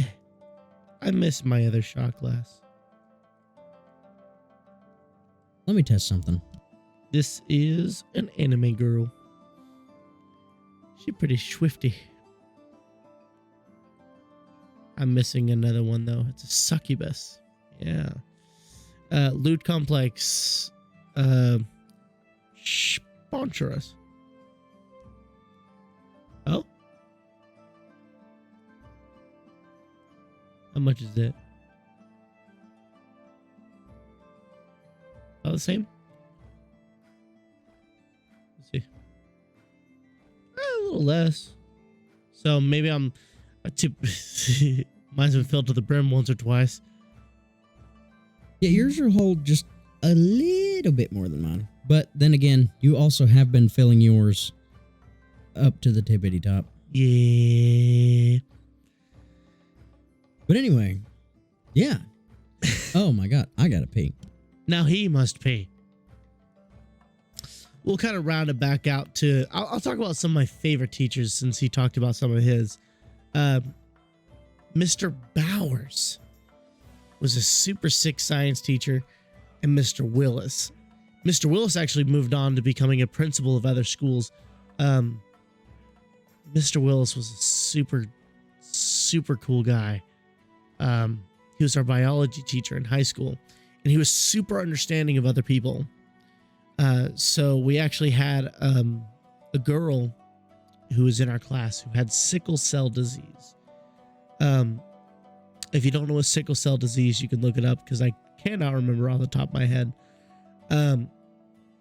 But while he sent her to go do something, and he noticed that like students were looking at her weird because she was drinking starch, and everyone was just talking about it. And so he sent her to go pick something up, and he like got up in front of the class. He said, "Hey, I can see the weird looks. I can hear the back and forth." He's like, "I need to make you aware of something." And he said, "This girl has sickle cell disease. Something that isn't very common, but common enough to where it's a problem. So she has to drink starch and stuff like." Let me do like an official lookup here.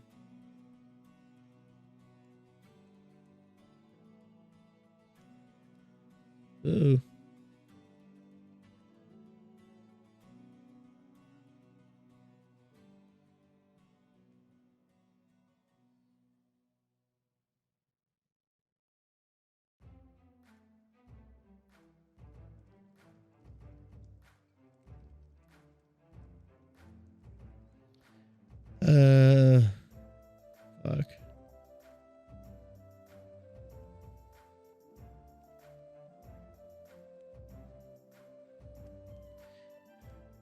Shit.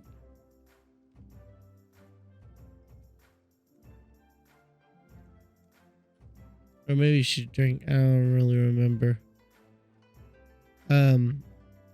But he made it very well known that, like, what was going on and why her behaviors were a little weird. And so, like, dude was a super, super rad dude.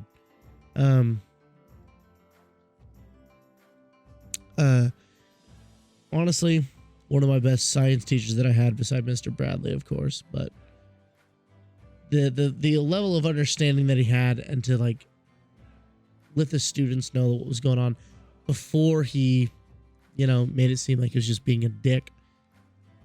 Rad dude. Rad Brad. Brad. Boo. Mr. Willis has seen some shit. Mr. Wills? Mr. Willis. So Bruce? No. Oh, sorry. But same kind of field. No. Mr. Willis actually did serve in the military. Oh, shit. And he was actually 2 choices away from never serving as a teacher. Really? Due to a very life-altering experience where he almost had to make a permanent choice during his deployment in Afghanistan. Oh, shit. And if he had made the choice that he had to make, he would not find himself mentally fit, nor would he be capable of being able to face children, let alone teach them. Oh, damn. Damn, dude. Yeah. I've got to say, that is the worst tactic. Yeah.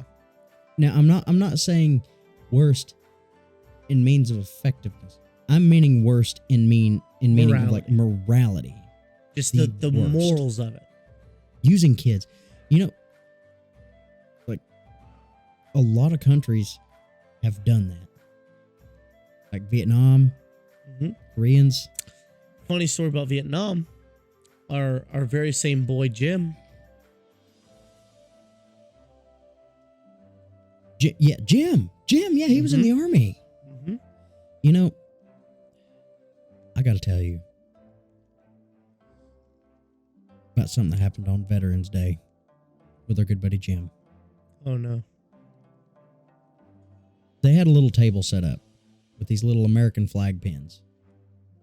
And I told Jim, I was like, Jim, honestly, buddy, I'm sorry. I almost forgot you served. Thank you for your service. And you know how Jim is. He said, hey, brother. He said, thank you so much and all this. He says, here, take this pen. I said, Jim, I can't wear that pen. I said, honestly, I can't wear that. I said, I've not served. He said, brother, there's only 1% of us that do. He said, we need a lot. He said, we need people like you backing us.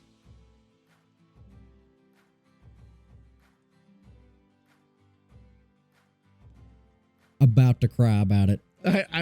Which is proof that I couldn't make it over there. Bro. And I was like, oh my God. And I had that pen. I was like, I love him with my whole heart, but I can't wear this pen. And there was a lady behind that didn't grab a pen and didn't get one. And she was like, I wish I would have got one. And her buddy was like, because I overheard it, and her buddy was like, you should have went and got one. Go get one.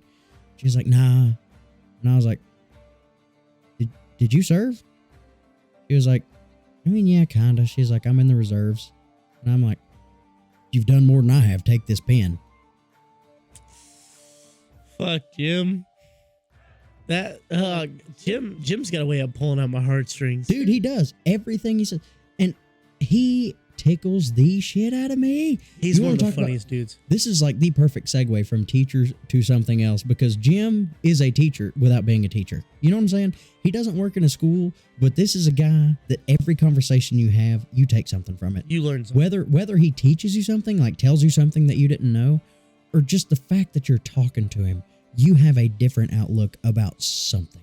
Oh, for sure. And I'm not saying like he changes your political or religious beliefs. No. It's just you talk to him and you come away and you're like, you've changed. You've changed. You have. He has that impact on somebody. I love him. You know, good guy. I remember one day I got on the bus to go back up to the parking lot, And I said, well, Jim, how you doing? And he said, oh, you know how it is, brother. He said, you got the dialect. And I was like, yeah, Jim. He said, there ain't too many of us that do. And I was like, yeah. And then I got off the bus. But, like, God, such a good He's got guy. a way of just making you feel Good. like whenever he talks to you, you are the only human being on that world. Mm-hmm. I love Jim for it. Fuck, this ain't bad.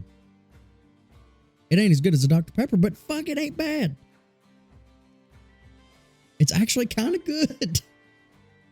What the fuck? Why are these all so stellar? Jesus Christ, bro. Do you understand the difference in drinks that we have right now? We've got a variety. This is taking them all to another level. Ooh. Oh man, I bet you that's going to be fun to listen to. Fuck. But anyway, yeah, man, Jim. God. Love Jim. Ever since the first day that I worked with him, I was like, Jim, you're a man who I would follow into battle. Zero hesitation. 100%. I'm telling you right now, if I ever saw anyone being disrespectful to that man, they'd be gone. I would melt them. I told you know how I said earlier, I said I'm a pussy? I would ground someone into dust for that Buddy, man. I would pull my balls out of my purse and beat the fuck out of them. You do not treat Jim with disrespect. Ever. Period. You know what I've noticed? I don't cuss bad around Jim. I don't cuss around Jim. Nope. You know, which then again, I think that's because like it's an elder thing, you know, like you don't. The only time that I've ever seen him mad is when people were cussing. Fuck. That was the only time I've only seen him mad once. It's the fuck word. Yep. These kids were just being super rambunctious on our team. And they were just saying a whole bunch of words. And he snaps over and he says, watch the talk. Please. Dude, whenever I tell you, you could have heard a mouse fart in that building the rest of the day, buddy. You could hear hair growing on everyone's head. It was so damn quiet. The first time you have fucked up the second you make Jim angry. I swear, if he ever raised his voice at me, I love that teacher that like pulled me outside earlier, like I was talking about. I love that teacher that pulled me aside from my whole heart. If Jim ever raised his voice at me because I was disrespectful to him, that would leave more of an impact on me. I'd lay in the road. I think I would have to hang myself. Yeah. Like, honestly. I would lay in the road and just... I'd give it the short drop with a sudden stop. Yeah, I'd just wait. Because Jim is just a solid guy. He is. And like... golly, man. I miss Jim. I will say there is another person on the team who I've worked with who got frustrated that people were saying the fuck word in the dressing room. It did not have the same effect. Did not. You know the person that I'm probably talking about. It's a guy that stood in front of you in front of the movie.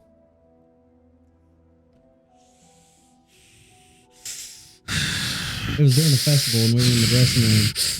And he said, well, there's that word again.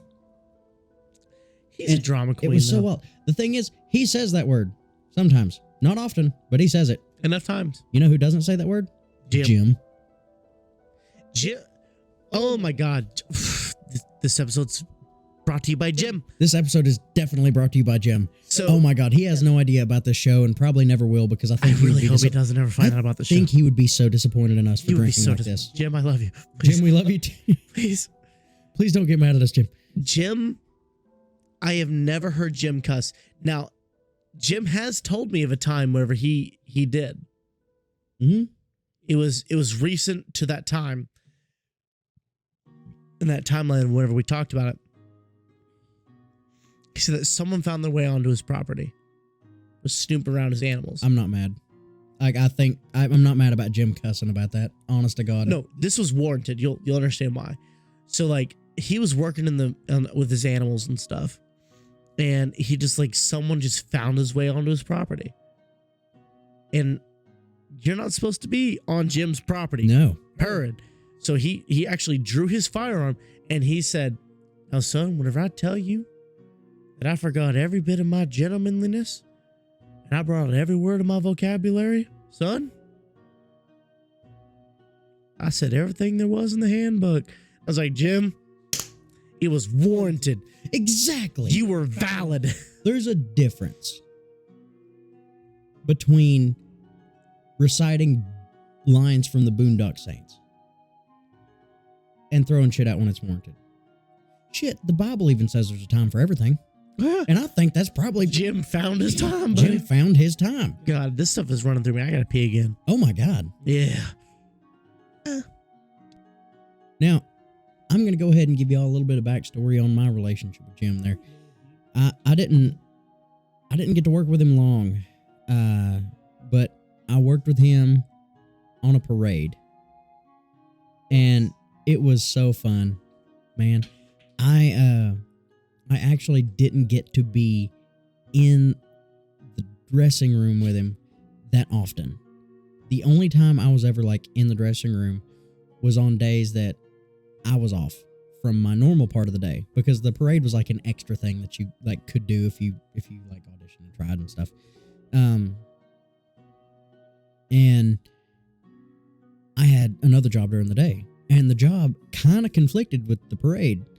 Like, me and another buddy, like a guy that was doing the same thing I was, he was in the parade as well, and he and I would have to go on our lunch break and go get the clothes that we were supposed to wear for the parade and take them to where the parade starts, like to the parade tent. So we didn't actually get to like hang out with everybody at the parade. Like, we didn't get to do all the fun stuff that everybody else got to do. You know, like most folks in the parade, like their shift would end, they could go get a bite to eat, or they could go get a snack. They could run by a little shop. You know, they could do whatever they wanted. Get there, have time to dress, get literally bust down to the tent, and start. And I didn't get to do all that much.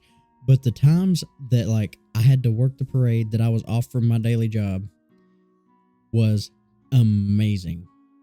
And I honestly think that a lot of that has to do with Jim.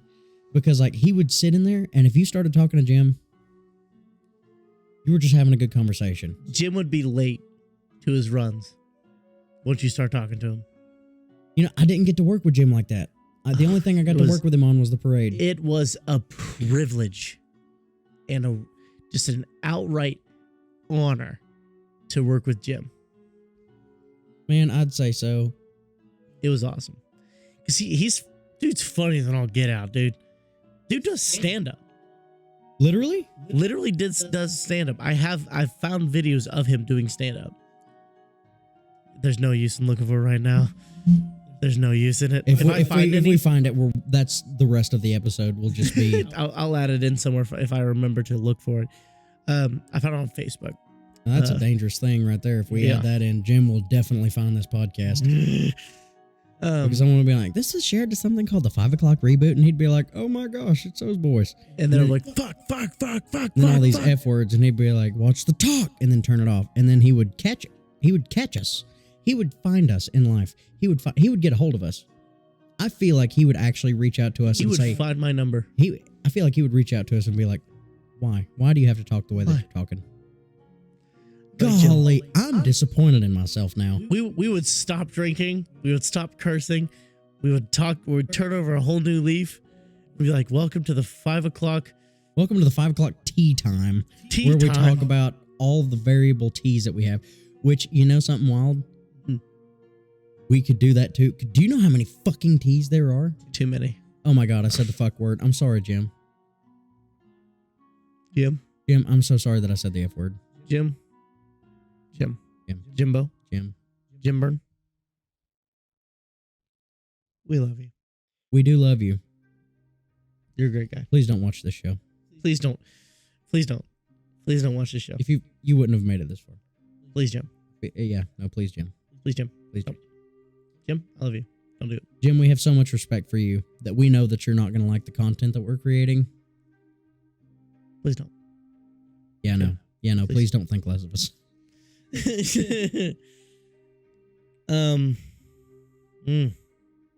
Dang, now I'm waiting for the day that somebody catches us and is like, you're not going to make anything unless you fucking change shit. And you're not going to make anything until you show it to Jim.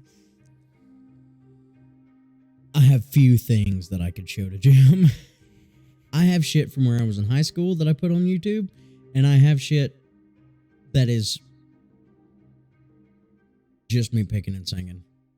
I don't think I have anything of me talking that I could show to Jim. Jim. Oh my gosh. You know what? That should be the big test right there. Like, of wholesome content. Would you show it to Jim? Is it Jim worthy? Is it Jim worthy? I'm going to think about that. Unit of measurement now. That's a new measurement in our lives. The Jim index. And you can take that to y'all as well. Jim stories that you could tell, like a story that you would tell to Jim is a story that you could tell to anyone at work. You could even tell it to HR and they wouldn't fire you for it.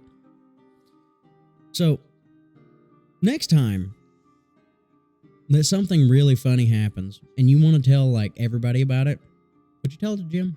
Would you tell it to Jim? If you wouldn't tell it to Jim, you might want to keep it to yourself for a bit, or at least outside of work.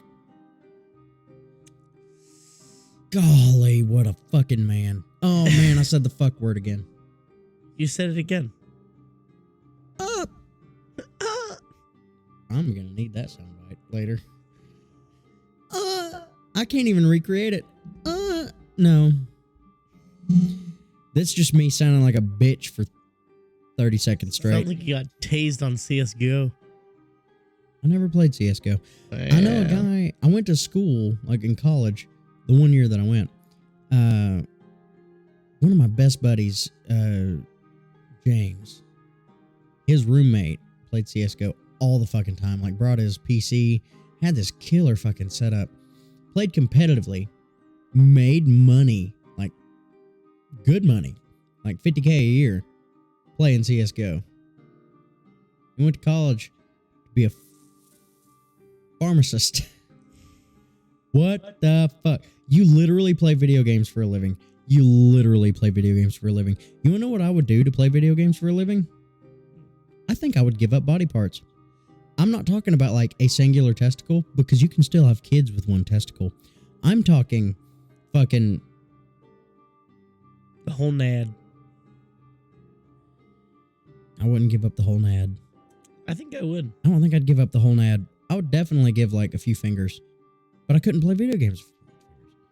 I would give toes and an ear. I would give an ear, some toes, half a nose, and like a bottom lip. I would give a bottom lip. I would go full Simpson for this. I don't care. But hear me out. Yeah. If you gave up your whole nad shaft, think about how much more focused you would be on what you do.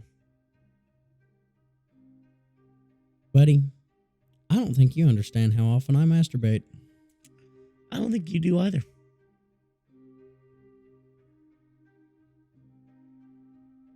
My weight loss is contributed specifically to how much I crank.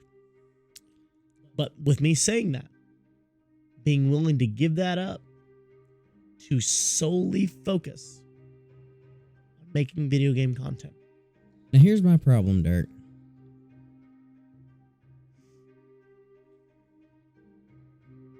You gotta kind of like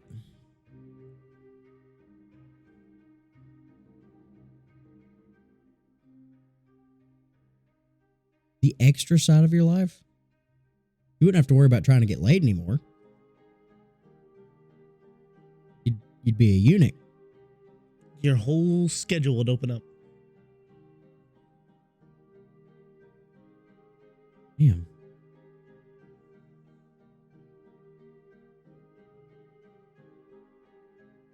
I don't know, man. I'm straight up thinking about this, kind of getting sad, and I think it's because I'm drunk. The reason I'm getting sad is because of my fiance. Yeah, that's fair. That You would couldn't be give that up. so hard on her. Yeah, you couldn't give that up. Because, like, dude, I can't share. Like, that's not my thing. I can't. I don't know why I can't. It's just I don't know what it is. I just haven't personally, like, I can't open up to that. You know, like, if you can, that's great. That's awesome. And I'm so happy. You know what I'm saying? Yeah. But me personally, for myself, in my life, I can't. If I think about another dude touching her inappropriately, Merc. Honest to God, I would serve time in prison. Yeah, well, from our earlier experience at Waffle House, you already know how I feel. Yeah, exactly. Yeah. Can't do it. Cannot deal. Sight. Fight on sight. But But yeah, I couldn't give that up. You know what? No, I'm going to say a little bit more than the toes. I'd give up a foot. Maybe a lower half of a leg. Maybe a whole leg. You know, I could probably give up a whole leg. You know what? You know, now that I'm thinking about it, like, the whole fucking... That might improve, like, multiple areas of my life. I may have to donate a leg. I was thinking donating an arm and then just getting a bionic arm. Technology's pretty swifty. Yeah, from the money that you would have from playing video games. Good money in it. Dude, if you and I, if we could crank out the gaming content that I feel like we could,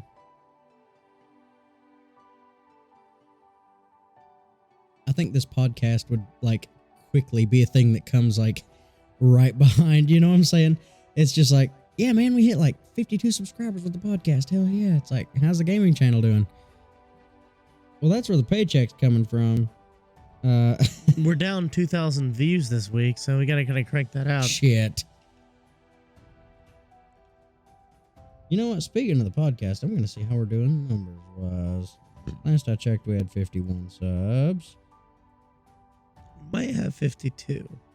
52. Someone did subscribe from work. Someone from work? Not from work, but like from my work. Someone asked about it, so I told them about it. Oh, dude, hell yeah. You're out there doing the good work.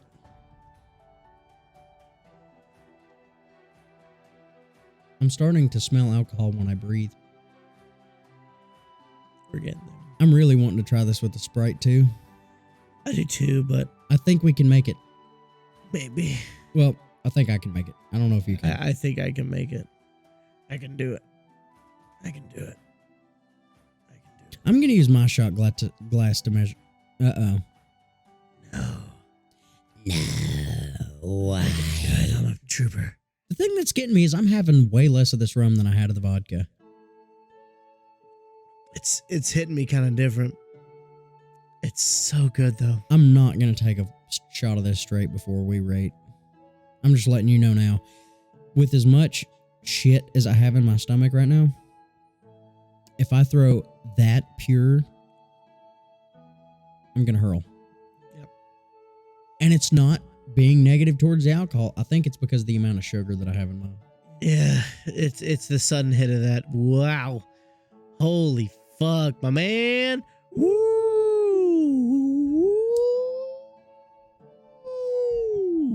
Yeah. Aye. Whoa. Yeah. Yep. Give it up. Bet it up. You. I had a toothache. You did? From my chipped tooth. It was agonizing. So I had to go figure out how to do that now. Go to the dentist. Be an adult. Yeah, call him. You know, I was afraid that, like, making appointments for shit would be worse than it is. See, like, Straight there's up. a meme that I saw. Yeah. He's like, you're a grown man. You've got tattoos. you can do this. And then he like calls and he's like pouring down tears. Like, I'd like to make a doctor's appointment. That's me. It's a full grown man. I get nervous about doctor's appointments. You see, I don't have an issue about like calling places. You know? It's going there. Well, it's not even the going there. Like, I'm not as bad about the doctor or the dentist and shit as I used to be. You know what I mean? Like, okay, I have a hot take, and you're probably not going to agree with this. Shots at the doctor, way worse than the shot at the dentist.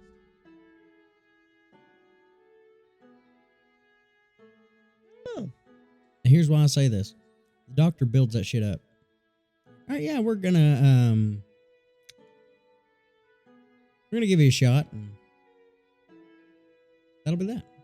You know, it's like, okay. And I'm like, okay, I'm gonna go away for 3 hours and let you think about getting stuck with a needle. You know, whereas at the dentist, they lay you down. You know, and even at the doctor, by the way, speaking of at the doctor, when they come in for the shot, you can see the fucking needle. They're like, yeah. We're going to give you this thing. I'm going to put this metal object in you. And you see this liquid? Yeah, it's going to go inside you. You're going to see this? Look at it. Then they go, all right, you ready? You're going to feel a slight pinch.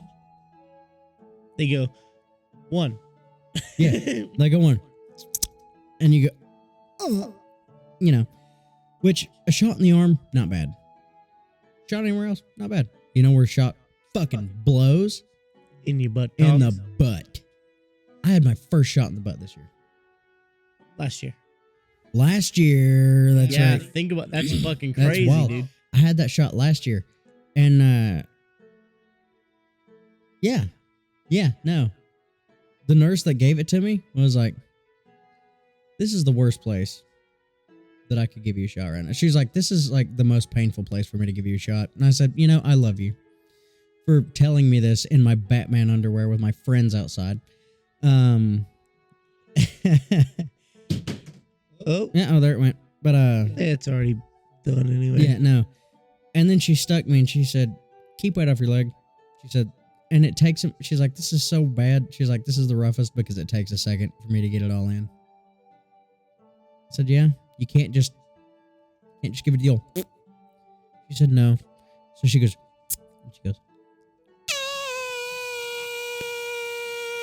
and I'm over here going, Jesus Christ, doc, you know. Spit on it. But yeah, no. You know what they do at the dentist? They say, oh, by the way, we're going to numb you. And then it's done. I don't know. Because, see... I mean, it hurts worse, yeah. Well, no. Like, there's a difference between them sticking in your arm, sticking in your leg, sticking in your ass, compared to them doing something like this. Now we're going to stick it in you now. And you're just having to watch this needle come to your face. See, maybe that's why I don't think it's as bad. Because I avert my eyes. I go. They don't let me do that shit. They make me fully aware of what's going on. I'm just like, They're like, okay, now we're going to take this needle, which, by the way, it's so close to your face, it looks this long. You know, and you're like, you know, and they got that thing in there. And you're like, so you can't, you're like, not a plus. And they're like, yeah. And they fucking get it to you like right in here. Oh my God.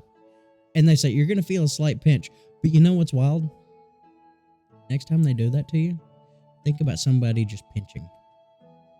It's not a pinch. Straight up. Think about it though. Think about somebody pinching you. Because that's what I do. I think about somebody like pinching my arm or something like that. And maybe that's why it feels less. No. Holy shit. I'm drunk. Me too. Alex. Yeah. Oh man. As much as I would love to try, we're going to have to try the Sprite at some other time. I so desperately want to try it. But I am fucked. So. Alex. Yeah. I ain't going to ask you. Ask me. What do you think about Edward Kenway's spiced rum? Well, Derek. Yeah.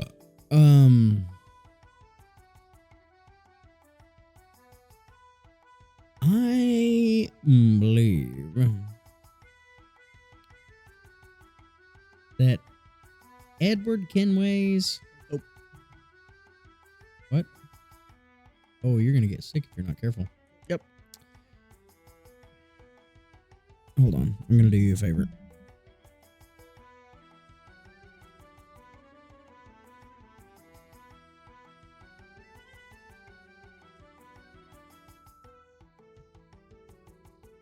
You finished it. Good job.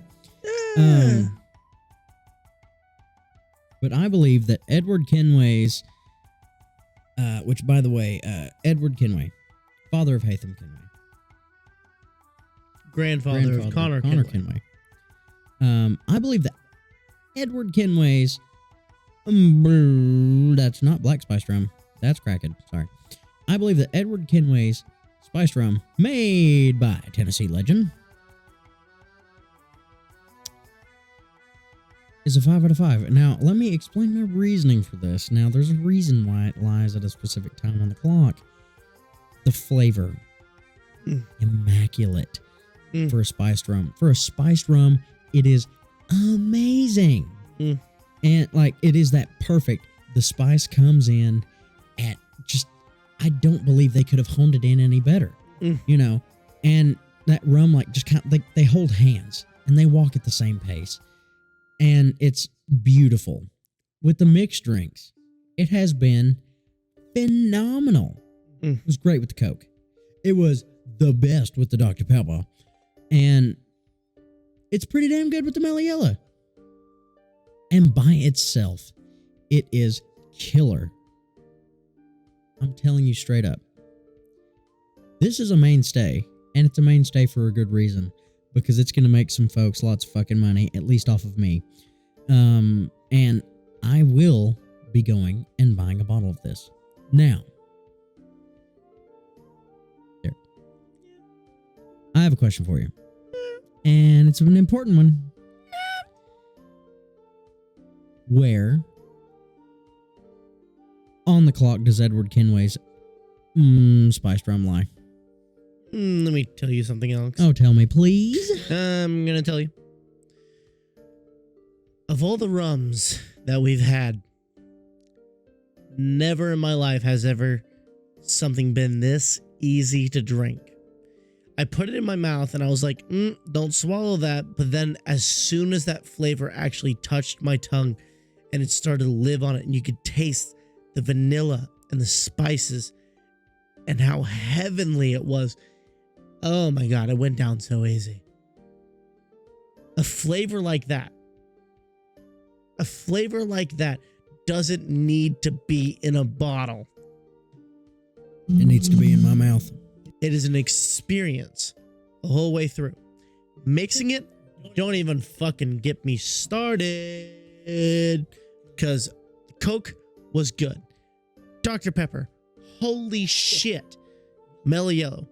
Could have been better, but not the worst thing in the world. I thoroughly enjoyed it the whole way through. Only reason why I'm not finishing the drink is because, oh goddamn, I feel like I need to throw up. So I'm not going to do that. I shouldn't have finished your drink so fast. Ooh. Yep. I'm not going to get sick. We're good. I'm just fucked. Yeah. Sorry, Jim. Sorry, Jim. So for me, easily, if I could give it a higher rating, I would. 5 out of 5. This will never run empty at my home. Ever. Yeah, this is a mainstay drink. Like this. Tennessee legend, you will have my company. You will have my business. You will want for nothing. I will constantly keep 1 or 2 bottles of this in my home at all times. You know, this has got me curious about some of the other things that Tennessee Legend has. I've done a tasting at their place, But I've not had any on the pod. I'm buying for the next couple of weeks. We're gonna have to see what kind of other things that this company does. I might go work for him, honestly. Now, yeah, Alex. Yeah. Well, I gotta ask you. What? What are you wearing? I am in.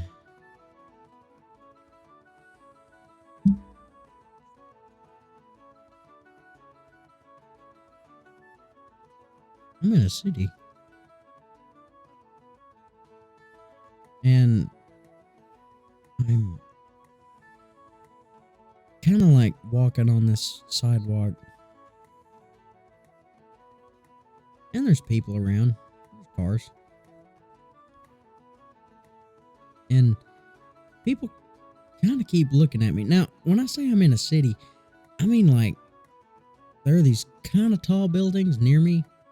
But like I'm kind of like on the edge of like the inner part of the city, and I can kind of like see out over like a few of these buildings out in front. Now I'm not in like a shitty part of the city, but like I'm in a good part, you know? The outskirts. The outskirts of the innards. You know? There's a lot of shit near me. I'm having a good time. But in The inner city's so crowded. Yeah. So busy. Yeah. You're just trying to vibe. Yeah, I'm vibing. Now, there's a few people like walking, not many, but a few, and they're looking at me. They're looking at me kind of weird. And I'm like, what's all this about? And it's like about this time that I'm feeling like kind of the grain. It's not like grain, but like kind of like how, you know how like cement's kind of rough? I'm kind of feeling that on the bottom of my feet. I'm like, odd. A car goes to drive like against the way that I'm walking, and they honk their horn. This guy looks at me, flips me the bird. Hey, fuck you, buddy. Mind your business. Yeah, fuck you. And I'm like, why'd he flip me the damn bird? I feel the wind off his car on my nipples. Huh? I look down, and I see my nipples. I'm like, oh shit, I'm not wearing a shirt nor socks. And then upon further inspection and looking down, apparently I live in the city, but that's not the alarming thing. I left my place and have been walking for a while.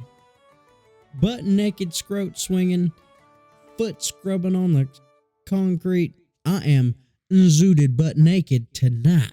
I just imagine that video where the guy scraped the top of his toe against the asphalt. Don't. You know, and you got me like that frog. I'm going to find that. We're going to watch that after this is done recording. Now, Derek. Yeah. You know how I'm feeling. Yep. You know what I'm wearing. Yeah. You know I ain't wearing fucking shit. I need to know. Yeah. Derek. Yeah. What are you wearing? I'm on a ship Oh, I can see it. in the seas. I can feel the salty air stinging my fresh wounds. Wounds? Fresh wounds. Fresh? We're tailing a ship. I can see it, Captain. We can see that it has plenty to sail from. As we launch a frontward assault towards the mast to steady their flow. The ship slows down. We launch the harpoons, gripping the hull of the ship, and we reel it in. But as we pull it in,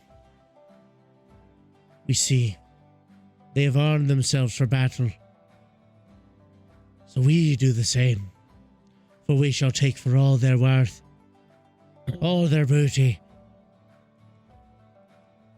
And me, being the man on the ship, Seeing that they are slowly closing the distance, I ready myself. I grab a rope, sword on hip. Just grab your brown pants. Didn't need it. Didn't need it. Sword on hip, dagger in teeth. Bottle of Edward Kenny's spiced rum in one fist, rope in the other. As he gets closer, I make my swing. And as I release from the rope, I come down feet first onto a poor lad. I snuff out his candle. Oh, shit. It is a heated battle. You just killed the dude.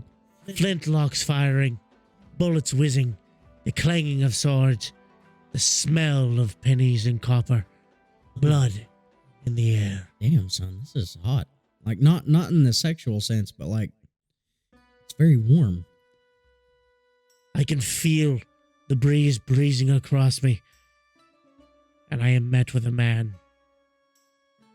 A man standing, staring at me, two swords in hand. A hooded figure. I look at him. I drop my pistol. Finish off my bottle of spiced rum. I draw my second blade. It's a heated battle. Swords clanging. Cuts being marked. A story to be told to either my children or his. And before we know it, I'm on my back. Sharp steel pointing at me. I look at him, and he looks down at me. And he has a weird look on his face. Like, why the fuck is this dude on my ship right now? The fighting dies down. It becomes quiet. And he puts his sword away, and he offers me a hand. And I reach up for the hand. And as he pulls me up, I feel something cold enter my chest. A blade. Oh my god, you fucking die? He put his swords away. But as I feel this cold steel inside of me, as my strength wanes, I fall to my back. And he looks at me and he says, "Yo, why the fuck is this guy zooted but naked on my ship?" And I look at him. And before the life leaves my eyes, I tell him, "You are but a fool, for I am zooted but naked. But I am thrashed, trashed, and ready to get bashed." I could feel that. I could. Oh my god. Holy shit, bro. I saw that whole scene. I'm fucked. You are. I love it, dude. I love it when you get this way. Holy fuck. I need to go to bed. It's way better than when I get this way and scream that birds are fake. The birds are fake. You fake. But guys, gals, and non-binary pals, holy shit. Get this in your house yesterday. Yes. You should already have it in your house by the time we're recording this. You should, because this shit's been out for a while, and if you've not tried it, what the fuck are you doing? I'm trying to keep my alcohol down right now, but ladies and gentlemen, guys, and non-binary pals, make sure you like, follow, subscribe, talk to us, leave a comment, follow us on Instagram, talk to us on Discord. Yep. Let us know how we're doing. Give us drink suggestions, which should be sometime within the next couple of weeks. I will be making sure that we will be going for a mixed drink category. So we're not just doing individual drinks. We are making actual cocktails. Yes, absolutely. We have tried enough plain old alcohols. We will be trying these mixed drinks soon. All right. So Even the bad ones. even the bad ones. Hold on. What was that one? I gotta say that we're not gonna drink it right now, so Nope. that people don't think we're gonna do it. I'm going to make it. You're not gonna make this one. I'm going to make it. You're not gonna make this one. I'm gonna make I it. promise you that you're not going to make this. I'll at least try it. I think for the sake of doing so, we make a secondary mixed drink, but we make that mixed drink just to try it. Oh, here it is. We are not going to try the...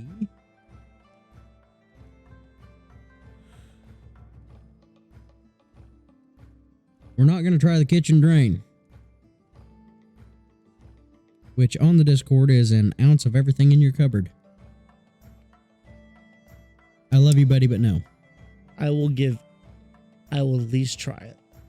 Not going to finish the drink. The bleach? That's not what that means. Oh. It means like one of everything in your well, in the graveyard. Oh. Whatever I have that has not been finished, we toss into the cup. I will at least give it a try. You know what? I'll give it one. One sip at least. A shot. Unless. A shot. Unless. No. Unless. It's actually kind of good. If it's good, everyone else is going to be fucked. There's no way that their well's like ours. No way. No, dude, our well is like fucking Joseph's multicolored dream coat. Technicolor dream coat, sorry. But now, ladies and gentlemen, guys, non-binary pals, make sure you follow us on Discord. Subscribe, follow us on the Instagram. Yes. Join the fucking Discord already. Join the Discord. You know what? What are you doing? What are you doing? What are you doing? What are you doing? What are you doing? Why are you not joining? Why are you not joining? Why are you not subscribed? Why are you not subscribed? Why are you not liking and commenting? Hey, do these things. Why are you not telling us how we're doing? Yeah, please. Hey. Be straight up with us. If you don't Show like, us to your friends. you want to know Have something? them tell us what we're doing. Yeah. Tell your friends about us. And after you tell your friends about us, you want to know something? Your friends are going to be our friends, and then we're all going to be friends together. We're going to have fun. We're going to get drunk. We're all going to get drunk, and it's going to be awesome. We're going to have a big drunk parade, and everyone's going to be invited.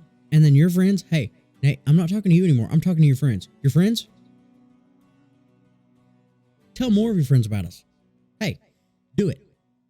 We're funny sometimes. Quit being pussies. A little too direct. I can't say that word. I'm not. I don't think that's PC anymore. But anyway, like I said, guys, check us out. Let us know how we're doing. But, ladies and gentlemen, guys, gals, non-binary pals.